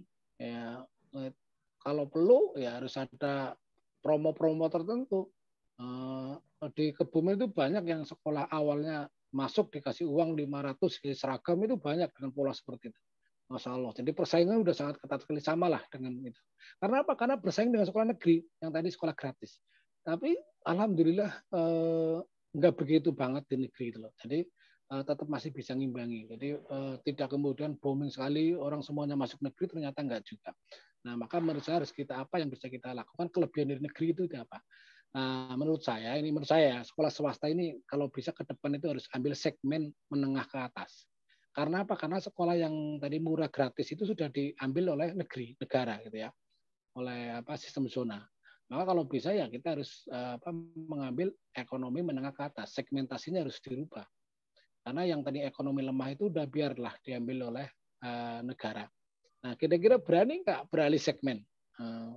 Tentunya harus fasilitas yang ditawarkan, harus konten yang harus ditawarkan juga harus berbeda dengan ketika kemarin misalkan mengambil ekonomi menengah ke bawah. Nah, ini kan perubahannya kan gitu. Karena mereka itu nyerobot ekonomi menengah ke bawah. Karena segmen kita itu ke segmen menengah ke bawah. Ketika dimimi gratis, kita nggak bisa mendung apa-apa. Kecuali kalau imannya kebal-kebal gitu ya. Misalkan anak guru madrasah atau mungkin mungkin berjibaku. Nah, maka menurut saya bahwa kita harus punya strategi, dan strategi itu tidak hanya cukup dengan jemput bola, tapi jemput dengan gawang-gawangnya. Yang penting bagaimana misalkan buy one get one, nah, beli satu dapat satu atau apa get two dan sebagainya. Menurut saya itu harus kita lakukan gitu ya, karena memang awal-awal itu sangat susah sekali membangun sekolah itu. Memang kuncinya adalah penerimaan siswa baru. Penerimaan siswa baru udah kompetisinya udah luar biasa. Maka monggo dipahami. Ya ini kompetisinya sudah melebihi kompetisi caleg lah gitu lah. Jadi kalau caleg itu kan mungkin masih agak ini udah melebihi gitu ya. Maka database itu penting. Siapa yang mau menjadi sasaran siswa itu harus dikelola dengan baik. Jadi harus dari depan itu harus disiapkan. Jadi jangan sampai hanya bergerak ngambang gitu ya. Ngambang artinya kita nggak punya basis data gitu ya. Itu sangat susah sekali. Maka kerjasama dengan sekolah feeder ya, sekolah yang di bawahnya itu sangat penting sekali. Kerjasama, join gitu ya. Ini sebuah terserah bahasanya mau tim sukses mau apa, itu kerjasama itu sangat penting sekali. Karena itu sangat berpengaruh sekali mengarahkan kemana siswa. Dan itu biasanya ya diopeni gitu lah. Jadi ada semacam tim sukses di sekolah tertentu ya diopeni. Misalnya guru apa kita pegang ya diopeni. Nah, mereka bantu mengarahkan. Kalau nggak gitu ya sudah repot. Nah, maka itulah yang barangkali menurut saya ya salah satu efek dari sistem zona ini memang menjadikan persaingan ini kok menjadi seperti itu. Jadi karena apa? Karena mungkin negara tidak membatasi siswanya ya, kadang terlalu banyak mengambil. Dan sebetulnya kita punya tawaran bahwa kita kan bisa leluasa, bisa menarik sumber dana lah. Kalau di negeri kan sangat susah sekali, sehingga membuat kegiatan itu kan sangat susah sekali. Tapi di kita itu bisa ditambah dengan boarding school lah, bisa ditambah dengan sistem asrama lah, bisa ditambah dengan kegiatan yang keagamaan yang mungkin masyarakat menjadi lebih tertarik. Itu menurut saya harus jualannya ke situ sekarang. Salah satu juga untuk kesejahteraan guru. Tapi kalau kita tidak hanya sekolah bubar ya sama dengan sekolah negeri. Nah, maka harus kita punya nilai lebih. Untuk apa? Supaya kita bisa memungut biaya lebih dari masyarakat dan masyarakat yakin. Dan saya yakin misalnya masyarakat dipungut dengan biaya asal kegiatannya jelas dan itu berdampak baik pada anak, mereka tidak pernah awal. Ya, saya berkali-kali mengikuti rapat komite untuk menarik uang swasta di itu, padahal itu biaya swastanya cukup tinggi, nggak pernah awal mereka ketika kita jelaskan bahwa kita orientasinya ke sana. Nah, inilah menurut saya memang harus sekarang harus pandai-pandai tadi itu melihat segmen yang ada, kemudian lawan kita siapa, kompetitor itu pasti ada, ya. Jadi kompetitor itu pasti ada, maka kompetitor itu harus dipahami. Kalau kompetitor udah segmennya seperti itu, harus cari segmen yang lain, kan gitu seolah-olah seperti itu. Atau bagaimana dalam satu segmen itu ya berebut, bagaimana supaya berebut menang ya, kamu harus punya nilai lebih tawaran yang diberikan. Kayak gitu ya. Jadi ini hanya Oke, Pak. Luar biasa sekali. Itu, ya, bisa jadi konsultan semua, Pak. Berharap saya. Jadi kita bisa mendampingi sekolah yang tadinya yilen bagaimana menjadi besar. Gitu ya. Terus harus kita hadirnya kita menjadi magister pendidikan ini harus punya kontribusi bagaimana membesarkan sekolah. Nggak usah khawatir. Ya namanya kompetitor itu pasti ada, ya. Tapi kita punya gerakan yang lebih leluasa. Membuat teori strategi yang barangkali lebih ini. Kalau di negeri kan agak susah ya. Karena apa? Karena ya dia hanya mengandalkan pada fasilitas yang ada di negara. Kayak gitu. Dan sekarang masyarakat kan banyak yang sudah melek pada pendidikan unggul ya. Jadi mereka ingin punya nilai lebih ya. Kan banyak sekarang anak-anak Indonesia itu banyak yang sekolahnya dari di luar negeri. Kenapa? Karena ingin mendapatkan pelayanan yang unggul. Walaupun biayanya adalah tinggi. Orang Arab di sini kebanyakan sekolahnya di mana? Di Amerika. Jarang yang sekolah yang ekonominya menengah ke atas itu di Arab. Ya. Mereka pasti cari pendidikan di luar negeri. Itu semua adalah karena kebutuhan ya. Seiring dengan tingkat ekonomi maka tingkat pendidikannya juga meningkat.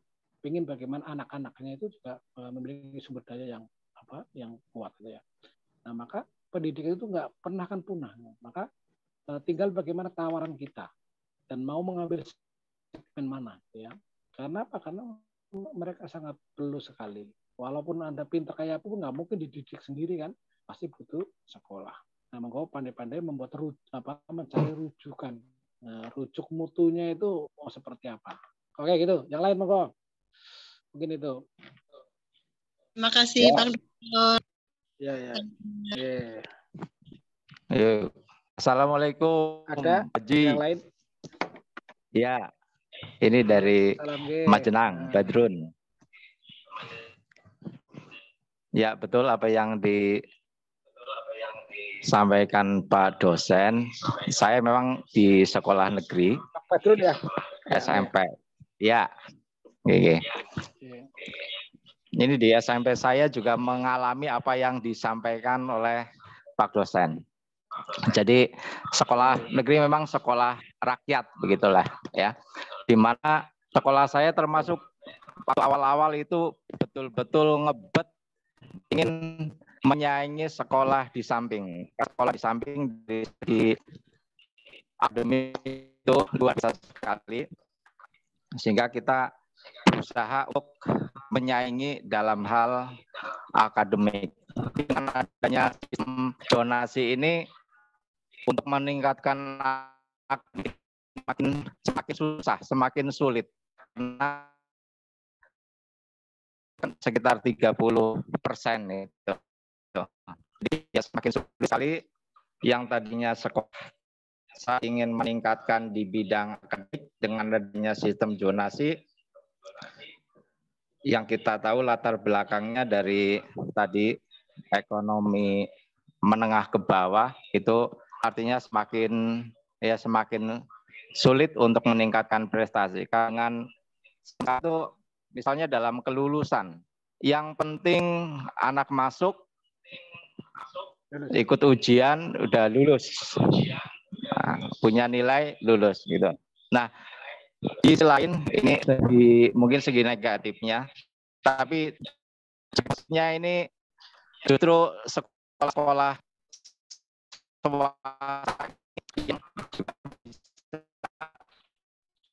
dengan segmen yang mungkin tadi keagamannya ditingkatkan, sehingga di saya ini khususnya di tingkatan SD atau MI ini justru sekolah-sekolah swasta yang sebenarnya biayanya sangat mahal, tapi banyak diburu oleh masyarakat. Nah, terutama SD-SD yang ini SD mungkin SD Muhammadiyah, ada Ilsad, kemudian kalau di saya ada Mutiara Umat, itu justru sangat guru. Dan mereka betul menjemput bola dan gawangnya. Ya, mereka itu punya hubungan ekonomi yang sehingga untuk mencari muridnya itu lintas provinsi. Ini kebetulan di Majenang ini kan perbatasan dengan Jawa Barat.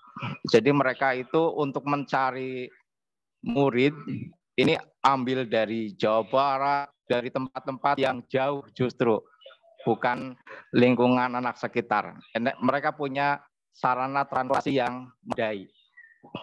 Dan memang biayanya termasuk mahal. Dari SD yang mahal itu masuk ke SMP itu memang memiliki kecakapan yang mungkin tidak dimiliki sekolah-sekolah yang lain. Mungkin dalam hal ini ini koreksi juga, Ma'arif itu termasuk MI Ma'arif dan sebagainya, ini termasuk ketinggalan ini. ya jadi ya kurang bersaing gitu. Nah, mereka itu biasanya dari segi keagamannya, hafalannya, Al-Qur'annya kan biasanya banyak sekolah-sekolah tahfidz ini yang SD tapi SD tahfidz, MI-nya tahfidz. Ini banyak diburu. Nah, untuk yang Ma'arif ini ya mohon mungkin bisa meningkatkan seperti itu ya. Sekali lagi memang perlu biaya, perlu dana yang cukup untuk meningkatkan mutu pendidikan. Ya begitu sementara Pak Dosen. Terima kasih. Assalamualaikum warahmatullahi wabarakatuh. Waalaikumsalam. Baik, terima kasih ya atas informasinya. Ya jadi begitu. Jadi saya memang ke depan bisa juga sekolah pilihan itu hanya dua, kelas unggul atau kelas gratis. Nah, sementara kelas gratis itu sudah katakanlah diwakili oleh public school atau sekolah negeri gitu ya. Tapi kalau yang di Kemendag itu kan sebetulnya lebih leluasa ya. Kalau di kita itu kan MTS itu nggak punya larangan menarik uang kan. Itu yang negeri itu kan sekarang justru bisa menarik, bisa mengungguli SMP. Karena apa? Karena mereka bisa menarik biaya dan membuat kegiatan yang lebih. Karena di Kemendag itu nggak ada larangan untuk menarik biaya di luar BOS gitu ya. Oke, monggo. Jadi menurut saya bahwa ya ini memang harus kita berubah gitu ya. Karena dunia ini berubah ya kita ikut berubah. Maka tawaran kita, jualan kita juga harus berubah. Ya sekolah itu kan jualan ya, jualan jasa itu ya. Maka apa yang kita jual itu harus berubah. Tawarannya harus berubah. Kemudian juga packingnya pun juga harus berubah ya. Bagaimana packaging, bagaimana kita mengemas sekolah itu juga harus berubah ya. Packaging itu sangat penting sekali. Jadi tampilan itu sangat penting sekali.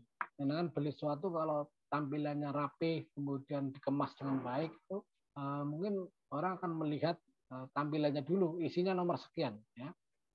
Jadi itu juga penting menurut saya untuk menarik animo ya, termasuk bagaimana kondisi sekolahnya ya. Syukur-syukur sekarang misalkan tingkat atau apa ya, itu juga bagian hal-hal yang yang harus kita ini jual gitu. Termasuk kalau perlu AC misalkan ya. Sekolah kita sudah AC ya persoalan nanti biaya bisa dirembuk lah gitu ya. Yang penting bagaimana ada siswanya. Sulitnya itu kalau nggak ada siswanya itu baru susah dirembuk. Jadi menurut saya memang harus kita paham betul bahwa saat ini pasar itu ukurannya adalah kepuasan. Jadi apa kepuasan pelanggan itulah ya, customer satisfaction itu harus kita cari, kita harus mau mengerti mau kemana sih sebetulnya keinginannya pelanggan. Nah, itu harus kita cari. Jadi kita sekarang ya pendidikan itu adalah melayani mereka. Maka kebutuhan mereka itu apa? Mereka butuhnya tahfidz ya. Jadi harus disediakan kurikulum yang berkaitan dengan tahfidz misalnya. Mereka pinginnya apa? Kitab kuning ya, sediakan kitab kuning kalau perlu. Jadi menurut saya memang harus penting sekali mencari poin-poin itu, poin-poin yang menjadi konten yang menjadi nilai lebih kita. Kayak gitu. Ada yang mau nambah? Silakan. Nambah Pak. Barangkali. Oh, ya, saya menambahkan. Ya. Silakan Pak. Jadi dari beberapa yang disampaikan teman ini juga sifatnya kasuistis atau kewilayahan saja. Dengan adanya zonasi, adanya kemudian sistem itu pendaftaran siswa baru ada 3 itu. Ini ternyata buat kami adalah menjadi keberkahan. Iya, jadi awalnya itu memang iya, tapi kurva saat ini 2 tahun ini justru malah bagi kami siswa kami menaik tajam. Yang saya amati justru karena adanya SMP negeri di sekitar kami itu menerapkan sistem zonasi, kemudian prestasi itu justru itu. Tapi satu hal yang disampaikan juga dengan manajemen yang sedang kita pelajari pada kuliah ini itu nampaknya kami menerapkan tapi belum tahu sebetulnya. Saya baru sadar bahwa ternyata apa yang kami lakukan saat ini di madrasah ini adalah bagian kecil dari yang sedang kita pelajari di sini. Contoh di sini dulu kami menerapkan satu sistem kelas intensif. Saya dengan teman-teman merumuskan kelas intensif itu sederhana sekali, berbeda. Bahkan saya tidak tahu intensif itu sendiri itu waktu itu apa. Tapi dengan kalimat kata intensif itu menjadi sesuatu yang menurut kami adalah orang akan bertanya. Dari bertanya itulah kemudian menjadi mereka ingin melihat di dalamnya semacam apa. Kami kemas awalnya adalah kami membaca tantangan bahwa anak-anak sekarang kalau pulang itu main game, main HP. Itu yang dikeluhkan oleh wali murid. Sehingga kami membuat kelas di mana kelas intensif itu adalah kelas yang kami buat pulang sore, di mana tujuan awalnya mengurangi penggunaan Android pada anak-anak, yang kemudian kami kemas di mana itu jam dengan kurikulum pesantren. Jadi kalau sore itu kelas intensif itu tambahnya adalah kami kajian kitab saat ini walaupun tidak seperti pesantren tapi kami kelola semacam itu, kami menggunakan kitab Jurmiyah Jawa. Kemudian ada kewajiban di kami bahasa kromo alus. Dari 2 hal tersebut yang sangat sederhana, ternyata animo masyarakat di sini cukup tinggi. Bahkan kami Ramadan kemarin sudah tidak menerima program kelas intensif. Adanya tinggal yang bahasa, tahfidz, dan regulernya.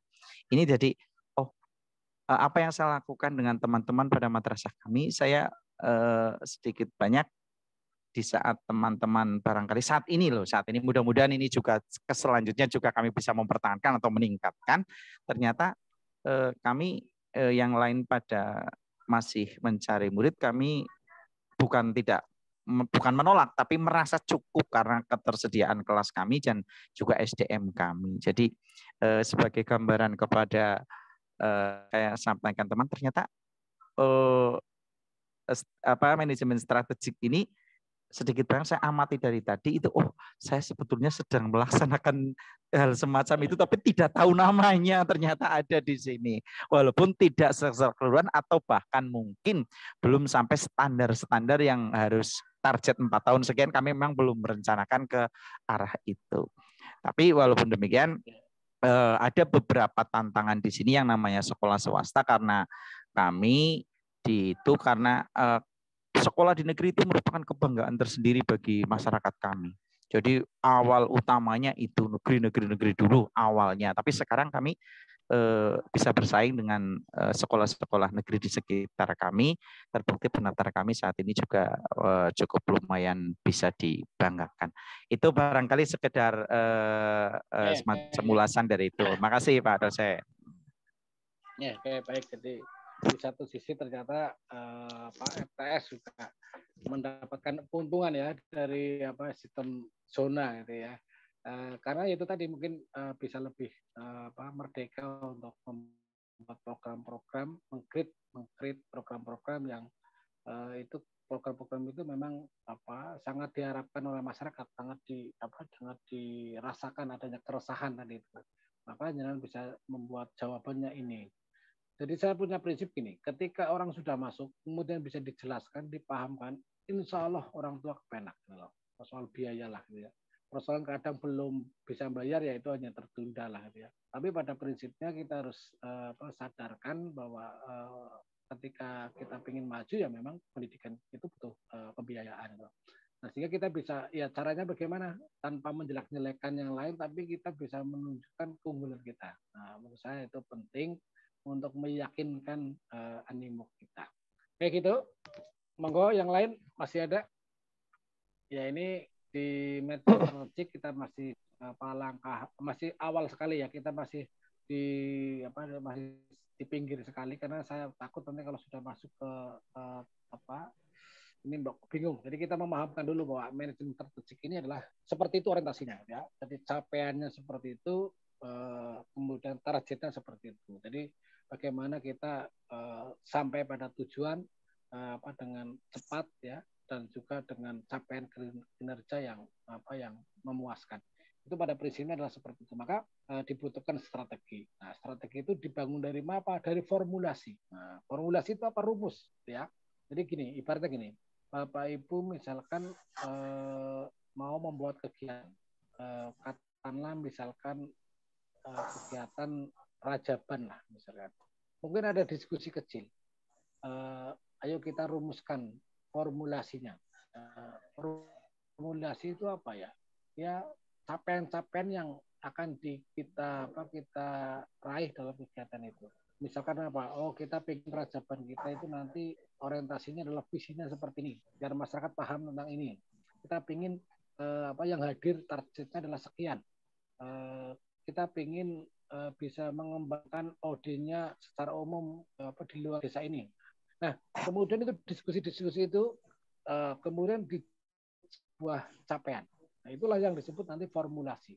Nah, tujuannya, sasarannya, targetnya gitu ya, itu ditetapkan. Nah, itu namanya adalah formulasi. Nah, maka ketika formulasi itu sudah jelas, ya tinggal turunannya. Oh, kita golek duit. Nah, bagaimana untuk beli konsumsi dengan capaian massa audien sebanyak itu? Caranya gimana? Itu teknis. Nah, itu namanya do. Nah, maka saya ingin menjelaskan apa perbedaan perencanaan dan pelaksanaan. Ya. Seringkali orang ngomong perencanaan. Ya. Nomor HP-nya.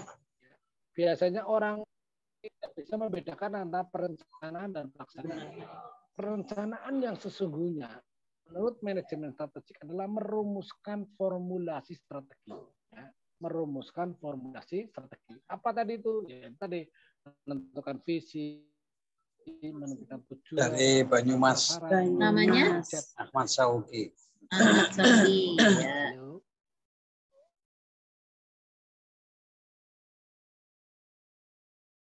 Oke. Nah, maka ketika sudah ada rumus, sudah ada formulasi, sudah ada capaian, tinggal apa pelaksanaan. Nah, pelaksanaan itu biasanya apa? Oh, golek duit. Oh, bagaimana SOP-nya, prosedurnya. Oh, bagaimana sarprasnya. Oh, siapa yang melaksanakan. Itu adalah pelaksanaan. Nah, maka saya ingin tanya, kalau dengan menyusun RAPBS sekolah, itu perencanaan atau pelaksanaan? Ayo, Bapak Ibu. Kalau RAPBS tahunan itu, RAPBM atau RAPBS, atau RKAS ya, RKAM. Itu perencanaan atau pelaksanaan? Perencanaan.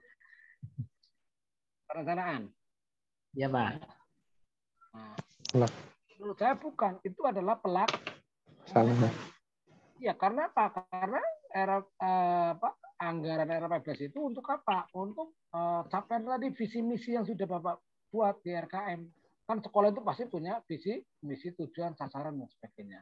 Nah, maka untuk mencapai visi misi tujuan sasaran itu butuh apa? Oh, butuh anggaran, butuh program. Ya, program itu adalah pelaksanaan, ya, gitu. Jadi itu adalah pelaksanaan. Ini kalau menurut manajemen strategik, gitu ya. Jadi perencanaan itu apa ya? Perencanaan itu menentukan taktiknya, menentukan capaiannya, targetnya, sasarannya. Itu ditetapkan. Nah, terus eksekusi pelaksanaan namanya. Oh, membuat RAPBS, menyusun anggaran, membuat program. Itu adalah pelaksanaan. Karena program itu dibuat untuk apa? Untuk supaya targetnya tercapai. Contohnya gini, Bapak menentukan target. Siswa harus naik 100 misalkan. Itu di formula strategi sudah ditetapkan itu. Maka bagaimana? Oh ya di RAPBS anggaran marketingnya harus dibanyakin. Kemudian juga program-programnya harus relevan. Mungkin tidak hanya promosi manual, banner dan sebagainya, tapi perlu online. Nah, program itu adalah pelaksanaan. Ya. Jadi kita harus paham bahwa formulasi strategi itu adalah tadi itu rumus yang sifatnya gaib, gitu ya, yang memang konseptual, tapi itu dijadikan sebagai acuan, menjadi rujukan. Nah, maka segala sesuatu apapun ya, misalkan dengan mau ada kegiatan, coba diskusikan dulu. Siapa yang menjadi sasaran kegiatan kita? Apa tujuan kegiatan kita? Apa misi kita?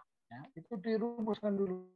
Nah, setelah itu dirumuskan selesai, ya udah tinggal coba dilaksanakan. Ini gambarannya seperti ini formulasinya seperti ini. Nah, duit lama macam-macam tadi itu adalah pelaksanaan. Begitu. Ada yang main protes, ya karena selama ini gitu. Jadi perencanaan yang sesungguhnya tadi adalah merumuskan visi misi tujuan dan sebagainya. Kenapa? Karena ini adalah jangka tadi itu 5 tahun, 10 tahun. Ya. Maka ketika sekolah tidak punya visi, misi, tujuan, sasaran dengan indikator kinerja yang jelas ya perencanaan. Adanya kegiatan, pelaksanaan, tapi nggak ada perencanaan. Kenapa? Karena nggak ada capaian kinerja yang ditetapkan, yang disepakati bersama. Contoh gini misalkan, saya jadi rektor YNU misalkan, saya ingin salah satu capaian formulasi itu lulusan YNU Kebumen pasca sarjana minimal IPK adalah 3,6 misalkan. Nah, itu saya tetapkan, udah pokoknya dosen-dosen harus mengikuti. Nah, kenapa saya membuat standar itu? Karena supaya standar mutu lulusan kita adalah di atas perguruan tinggi yang lain. Bahkan saya punya target misalkan harus ada yang IPK 4,0. Nah, ketika sudah ada capaian seperti itu, ya dosen harus mengikuti. Kalau ada dosen yang memberikan nilai 3,2, 3,1, itu di luar standar kita. Berarti ada suatu masalah. Kampung nah. Atau mungkin karena keaktifannya atau mungkin apa. Orang tahu ngikuti kayak punggung. Jadi gitu. Jadi gitu. Jadi menurut saya itu kepala sekolah juga harus gitu. Apa yang menjadi capaian-capaian itu rumuskan dalam formulasi strategi. Nah, maka ketika itu maka semuanya tinggal dalam kurun waktu yang tentunya direncanakan. Nah, maka baik itu ya harus terukur nanti per tahun ke-1, tahun ke-2, tahun ke-3, tahun ke-4 itu harus ini. Sama dengan bupati sekarang. Bupati contoh. Sekarang jadi menyetorkan visi misi dulu. Kemudian program dan sebagainya. Nah, setelah itu terpilih memfinalisasi visi misi. Ya, memfinalisasi visi misi bersama Dewan dalam bentuk RPJM, rencana pembangunan jangka menengah untuk 5 tahun. Nah, ketika RPJM tadi Renstra itu sudah didok untuk 5 tahun, bisa nggak dirubah? Tidak bisa. Contoh misalkan, Bupati itu di situ ada target sasaran membangun masjid misalkan selama 5 tahun adalah 100 unit. Ya sudah, sampai 5 tahun ya targetnya adalah 100 unit. Misalkan ingin menurunkan angka kemiskinan menjadi segini, ya itu harus menjadi tanggung jawab orientasi ini. Jadi ketika kita mendorong bupati, tapi kita tidak ikut menyusun RPJM, ya sama dengan bohong. Kenapa? Karena inti dari Bupati itu ya di RPJM, program dan itu di situ. Kalau udah jalan di tengah-tengah jangan mengusulkan, kalau itu nggak ada payung hukumnya, payung anggarannya RPJM nggak bisa. Nah itulah yang harus dipahami Bapak. Apa yang sudah ditetapkan untuk capaian kinerja 5 tahun ke depan misalkan ketika jadi bupati. Nah maka di sekolah itu juga itulah bisa nggak berubah. Nah visi misi itu pada prinsipnya nggak bisa berubah. Tapi kalau programnya bisa berubah, ya. Nah maka ketika merumuskan capaian-capaian itu hendaknya teliti, jeli. Karena ketika tidak ya akan menyesal kemudian, dulu kok kenapa kita nggak punya capaian ini? Karena ini kebutuhan sekali di lapangan. Itu seringkali seperti itu. Nah maka biasanya ada sifatnya payung hukum yang taktis kan, non taktis ya, yang ketika ada bencana ada apa itu bisa, itu hanya itu yang bisa dijadikan slot untuk melarikan anggaran di luar program yang sudah given. Nah maka ini penting sekali bahwa visi misi itu dan capaian-capaian itu sangat penting sekali. Persoalan APBD-nya tahunan itu hanya menjabarkan dari RPJM. Ya.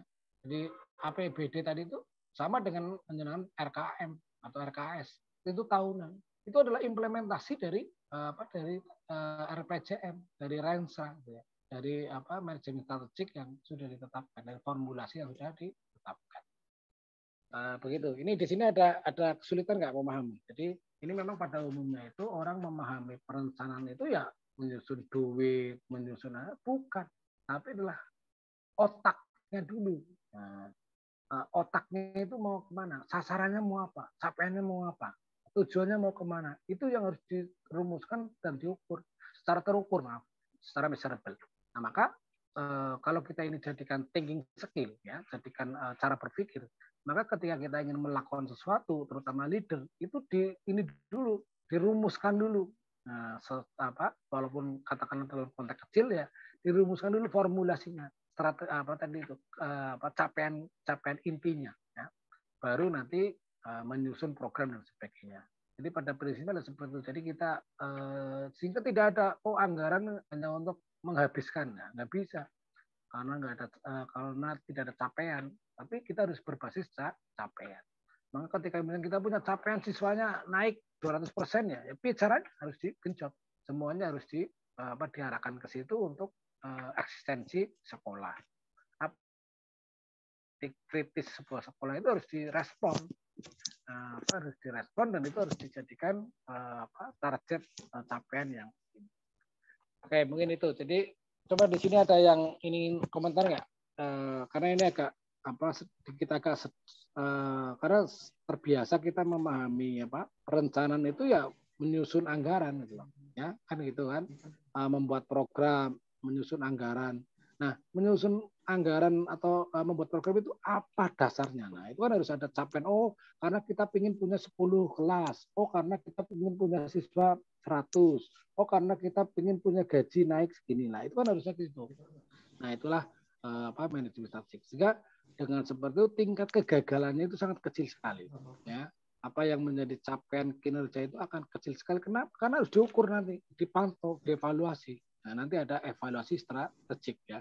Bagaimana supaya itu berjalan sesuai dengan capaian perencanaannya. Itu nanti ada evaluasi lah. Maka perjalanan ini menjadi sangat penting ya. Perjalanan organisasi itu menjadi sangat penting. Kenapa? Karena itu tadi harus menggunakan langkah-langkah tata kelola yang sudah ada dalam manajemen strategik. Jadi sudah diatur sedemikian rupa. Sebetulnya tinggal enak sekali. Nah, maka ketika kita mengikuti ini ya enak. Sekolah ini sudah punya gambaran visi misi, indikator-indikator kinerjanya sudah tergambar dengan jelas, capaian-capaian kinerjanya sudah jelas untuk 4 tahun misalkan. Ya tinggal bagaimana membreakdown dalam setiap tahunnya. Nah maka ketika kepala sekolah ditinggal ke luar negeri atau ditinggal kemana pun nggak ada problem karena sudah ada capaian kinerja yang sudah bisa dibaca oleh orang banyak. Tapi kalau tidak ada itu ya guru akan semaunya, gitu ya. Karyawan juga mungkin akan semaunya. Kenapa? Karena nggak ada beban, nggak ada capaian, ya. Nggak ada etos yang harus dikejar. Oke, ada yang ini ingin berkomentar? Pak Imam. Toki barangkali. Iya. Oke. Ya, ini maaf ini baru ketemu ini sama Pak Imam ini, dosen saya. Nggak apa-apa, Ya, Pak. Nggih. ya. Sekaligus silaturahim ini mumpung ada kesempatan ini. Terkait mengenai RPJM ya. Kalau di desa itu RPJM Des gitu. Itu kan satu rangkaian, satu periode lah bahasanya 6 tahun ataupun di anggota dewan ya 5 tahun.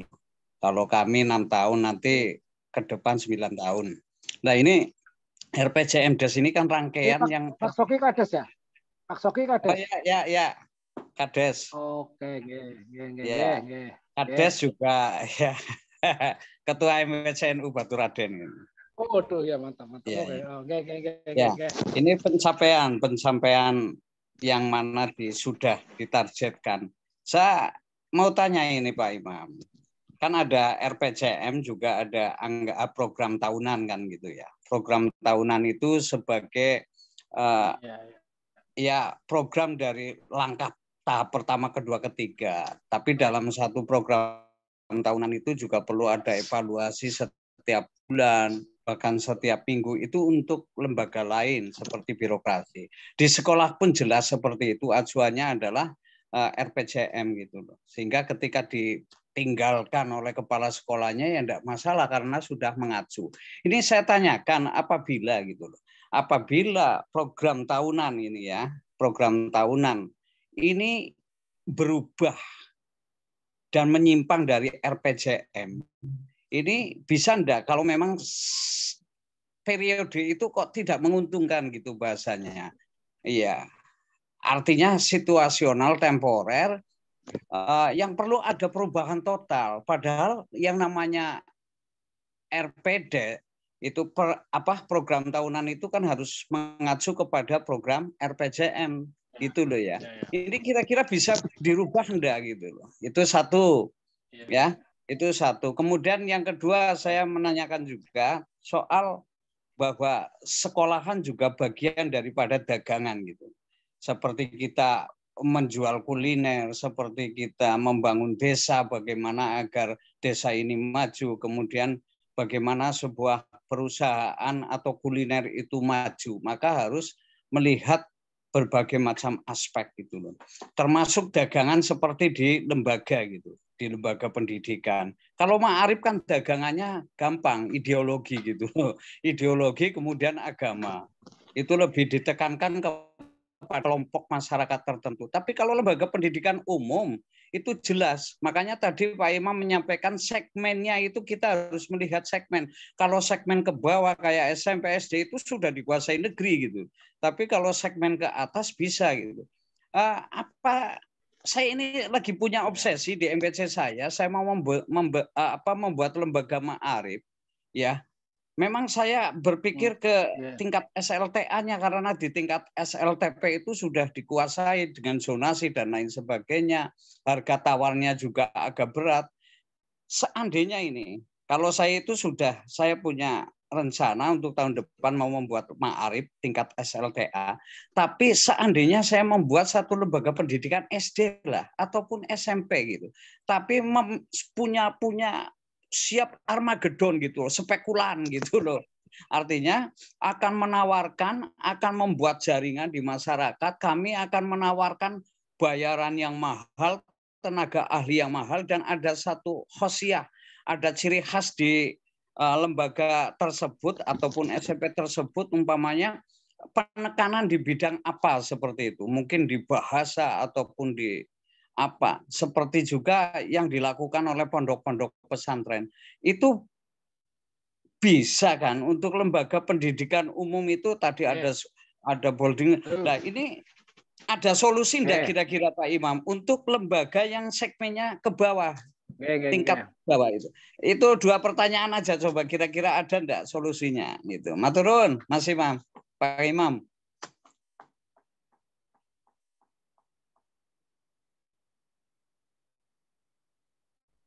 Ya, ini agak terputus-putus Pak Soki. Ya, oke. Agak terputus-putus Pak Soki. Ya, tapi saya bisa mengambil paham lah ya terhadap apa itu. Iya. Oke. Yang pertama terkait dengan APBDes ya, APBDes dengan dengan RPJMDes-nya harus sinkron ya. Itu menurut saya memang harus sinkron. Cuma biasanya itu kan bupati juga punya edaran bupati yang desa itu kadang harus membantu program pemerintah daerah yang boleh menganggarkan pada program tertentu yang itu berkaitan dengan visi bupati. Itu biasanya ada, jadi keluar dari kontak itu harus ada payung hukumnya. Nah, ketika tidak nanti akan jadi temuan, Pak. Kecuali kalau panjenengan bisa diam-diam merubah RPJMDes-nya, ketika kan jadi temuan. Nah, maka menurut saya disinilah pentingnya merumuskan visi misi dan formulasi strategi. Kalau bahasa di sini formulasi strategi, Pak. Jadi visi misi tujuan sasaran target itu namanya formulasi strategi. Itu bagaimana yang betul-betul ketika misalnya kan pinginnya ya ke depan dipilih lagi kan, Pak. Nah, maka formulasi strategi itu penting untuk dirumuskan bagaimana yang menarik. Nah, itu Pak. Oh, mungkin 70% diberikan langsung kepada masyarakat misalkan gitu ya. Oh, 30% untuk pembangunan yang bersifat infrastruktur fisik dan sebagainya. Itu ya bisa membuat seperti itu, Pak. Trik-trik seperti itu dalam rangka untuk kelangsungan. So itu positif. Nah, kemudian yang berikutnya sebetulnya kalau kewenangan desa itu lebih banyak pada kewenangan di TK sama pendidikan dasar ya, Pak. Iya. Bisanya kewenangan tidak membantu misalkan sekolah kayaknya tidak loh kayaknya.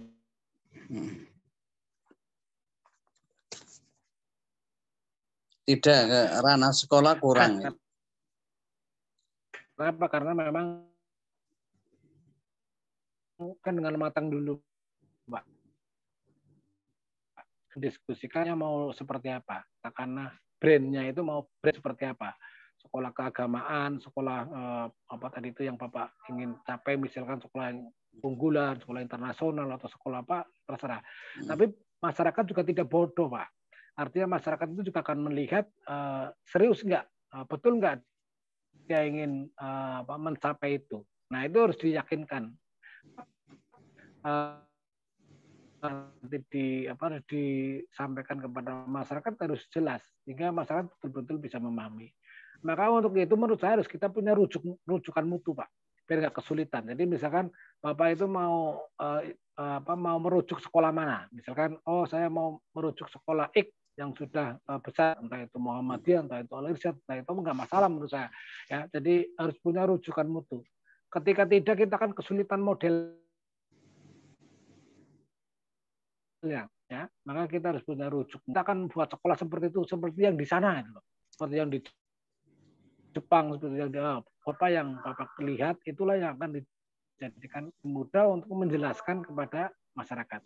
Maka kenapa kadang sekolah filial itu lebih gampang diterima, misalkan sekolah Al-Azhar misalkan. Oh, karena standarnya sama. Oh, sekolah misalkan Al-Irsyad misalkan. Walaupun berbeda tempat tapi standarnya sama misalkan. Oh, sekolah GIS misalkan. Nah, itu rata-rata adalah sama. Apalagi sekolah Turki itu, saya pernah berkunjung ke beberapa sekolah di Turki itu, mereka punya 100 sekolah nggak masalah, tapi sama. Ya. Maka standar itulah yang menjadi sangat penting. Standar sekolahnya mau sekolah tahfidz misalkan, maka target tahfidznya berapa, mau apa, itu harus jelas ya. Itu menurut saya harus ini. Karena sekarang banyak sekolah yang bilang ini sekolah tahfidz, tapi targetnya apa? 1 juz 30. Nah, itu kan menurut saya kadang nggak serius gitu. Kalau memang mau jadi sekolah tahfidz misalkan mau orientasi di sekolah Al-Azhar misalkan minimal 2 juz misalkan. Itu harus punya alasan. Kenapa harus 2 juz? Karena dipingin alumninya disalurkan ke sana. Karena di sana mematok misalkan 2 juz. Atau mungkin ada beasiswa tahfidz misalkan. Nah, itu menurut saya harus jelas. Jadi jangan sampai brandnya sekolah tahfidz tapi misalkan hanya suratan pendek ya, atau mungkin apa. Nah, ini yang seringkali kemudian nanti masyarakat menjadi ini. Nah, kemudian yang sekarang dicari itu ya itulah yang punya keunggulan lebih, apalagi sekolah swasta. Itu menurut saya harus ini. Nah, maka harus berkolaborasi lah. Sekarang kalau modal sendiri atau ini agak ya agak repot ya. Tapi kalau kolaborasi dengan pengusaha dengan apa itu akan lebih cepat untuk berkembang. Karena sekarang boleh dikata mendirikan sekolah baru lebih mudah mencari siswanya dibandingkan sekolah lama yang sudah sekolah lama yang katakanlah kurang laku. Itu jauh lebih susah untuk mengembangkan sekolah lama yang sudah katakanlah mauquf lah ya, yang sudah dikenal sekolahnya nggak baik, itu dikembangkan agak sangat susah. Tapi kalau sekolah baru itu lebih mudah. Masyarakat nggak tanya akreditasi kok. Yang penting mereka tanya bagaimana sarprasnya, kesiapan gurunya, kurikulumnya dan sebagainya. Nah, maka menurut saya brand apa yang bisa dipilih untuk menjadi solusi yang menjadi keresahan masyarakat saat ini itu apa? Jadi harus bisa ditangkap, terutama misalnya ketika kita mau pilih segmen menengah ke atas ya, kira-kira kita ini dulu survei dulu, kira-kira yang diharapkan menengah ke atas sekolah yang seperti apa di lingkungan itu, gitu, untuk memproyeksikan sekolah yang mau ini. Tapi pada prinsipnya menurut saya adalah fasilitas sarpras itu menjadi sangat penting sekarang. Jadi walaupun sebetulnya sekolah itu bisa dimanapun ya, bisa di kapanpun, bisa anytime, bisa dimanapun, tapi tetap bahwa sarpras itu sangat menentukan sekali. Mungkin itu Pak Maksoki. Jadi ilmu manajemen strategik ini sangat penting juga ketika dengan nanti untuk kan janjikan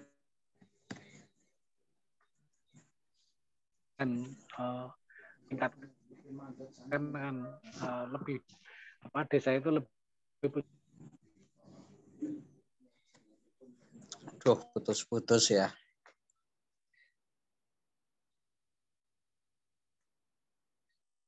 Putus-putus. Lagi di Jogja ini. Borobudur Hotel jadi putus-putus ini.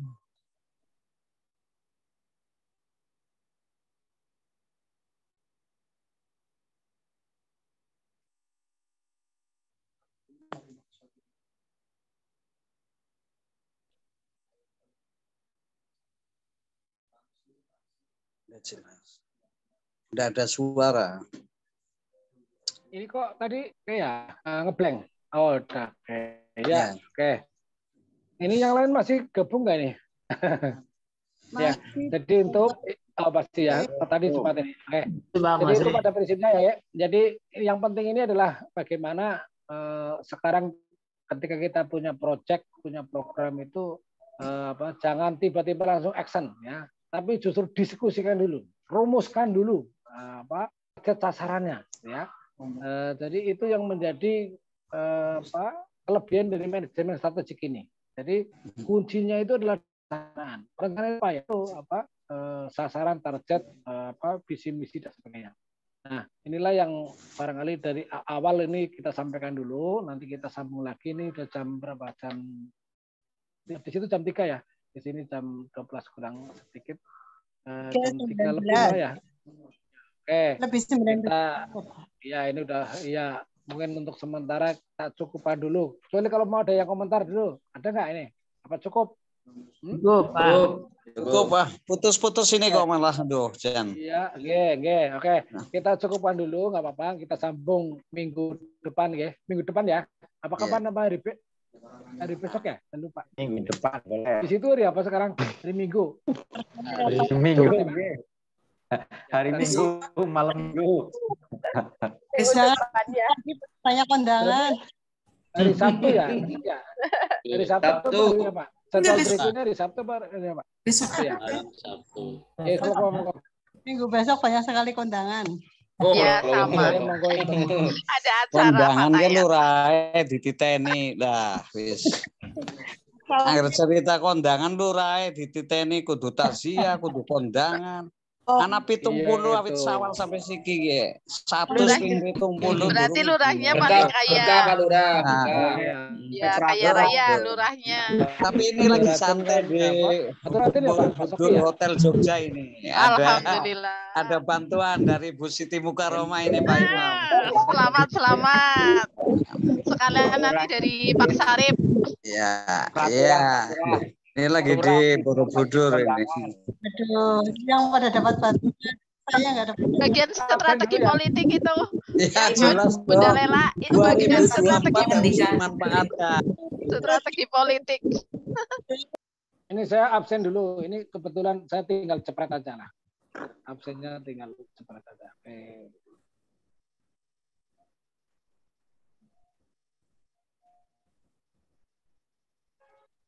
Oke. Saya absen ini. Jadi sudah saya screenshot ya. Ini ada 17 yang hadir. Oke. Terima kasih. Mari kita tutup bersama dan baca alhamdulillah. Alhamdulillahirobbilalamin. Terima kasih. Mudah-mudahan tidak jenuh. Besok bisa ketemu lagi. Tidak Pak, semangat Pak, semangat. Inspiratif Pak, inspirasi Pak. Terima kasih. Luar biasa. Oke, monggo. Lanjutkan kegiatannya monggo. Oke. Terima kasih. Berarti kuliahnya kapan? Besok hari Ahad, kemudian hari Ahad. Ahad nggak kuliah, Bu? Nggak kuliah, Alhamdulillah. Aku aja malam Senin. Prewang ini kena wah. Katanya bareng-bareng. Berarti Sabtu depan ya? Jadi pengantin balik Sabtu depan ya? Tapi Pak Lukman kok baik kapan boleh barang aja di pengantin Pak Lukman. Itu guys, Pak Lukman siapa? Makan saja. Udah bikin rewang ya Bun? Rewang ya Bun ya? Bapak Ibu saya live nggih. Oke. Yuk, bareng-bareng ya yuk. Yuk. Monggo. Bismillahirrahmanirrahim. Bismillahirrahmanirrahim. Subhanakallahumma wa bihamdika asyhadu an la ilaha illa anta astaghfiruka wa atubu ilaik. Assalamualaikum.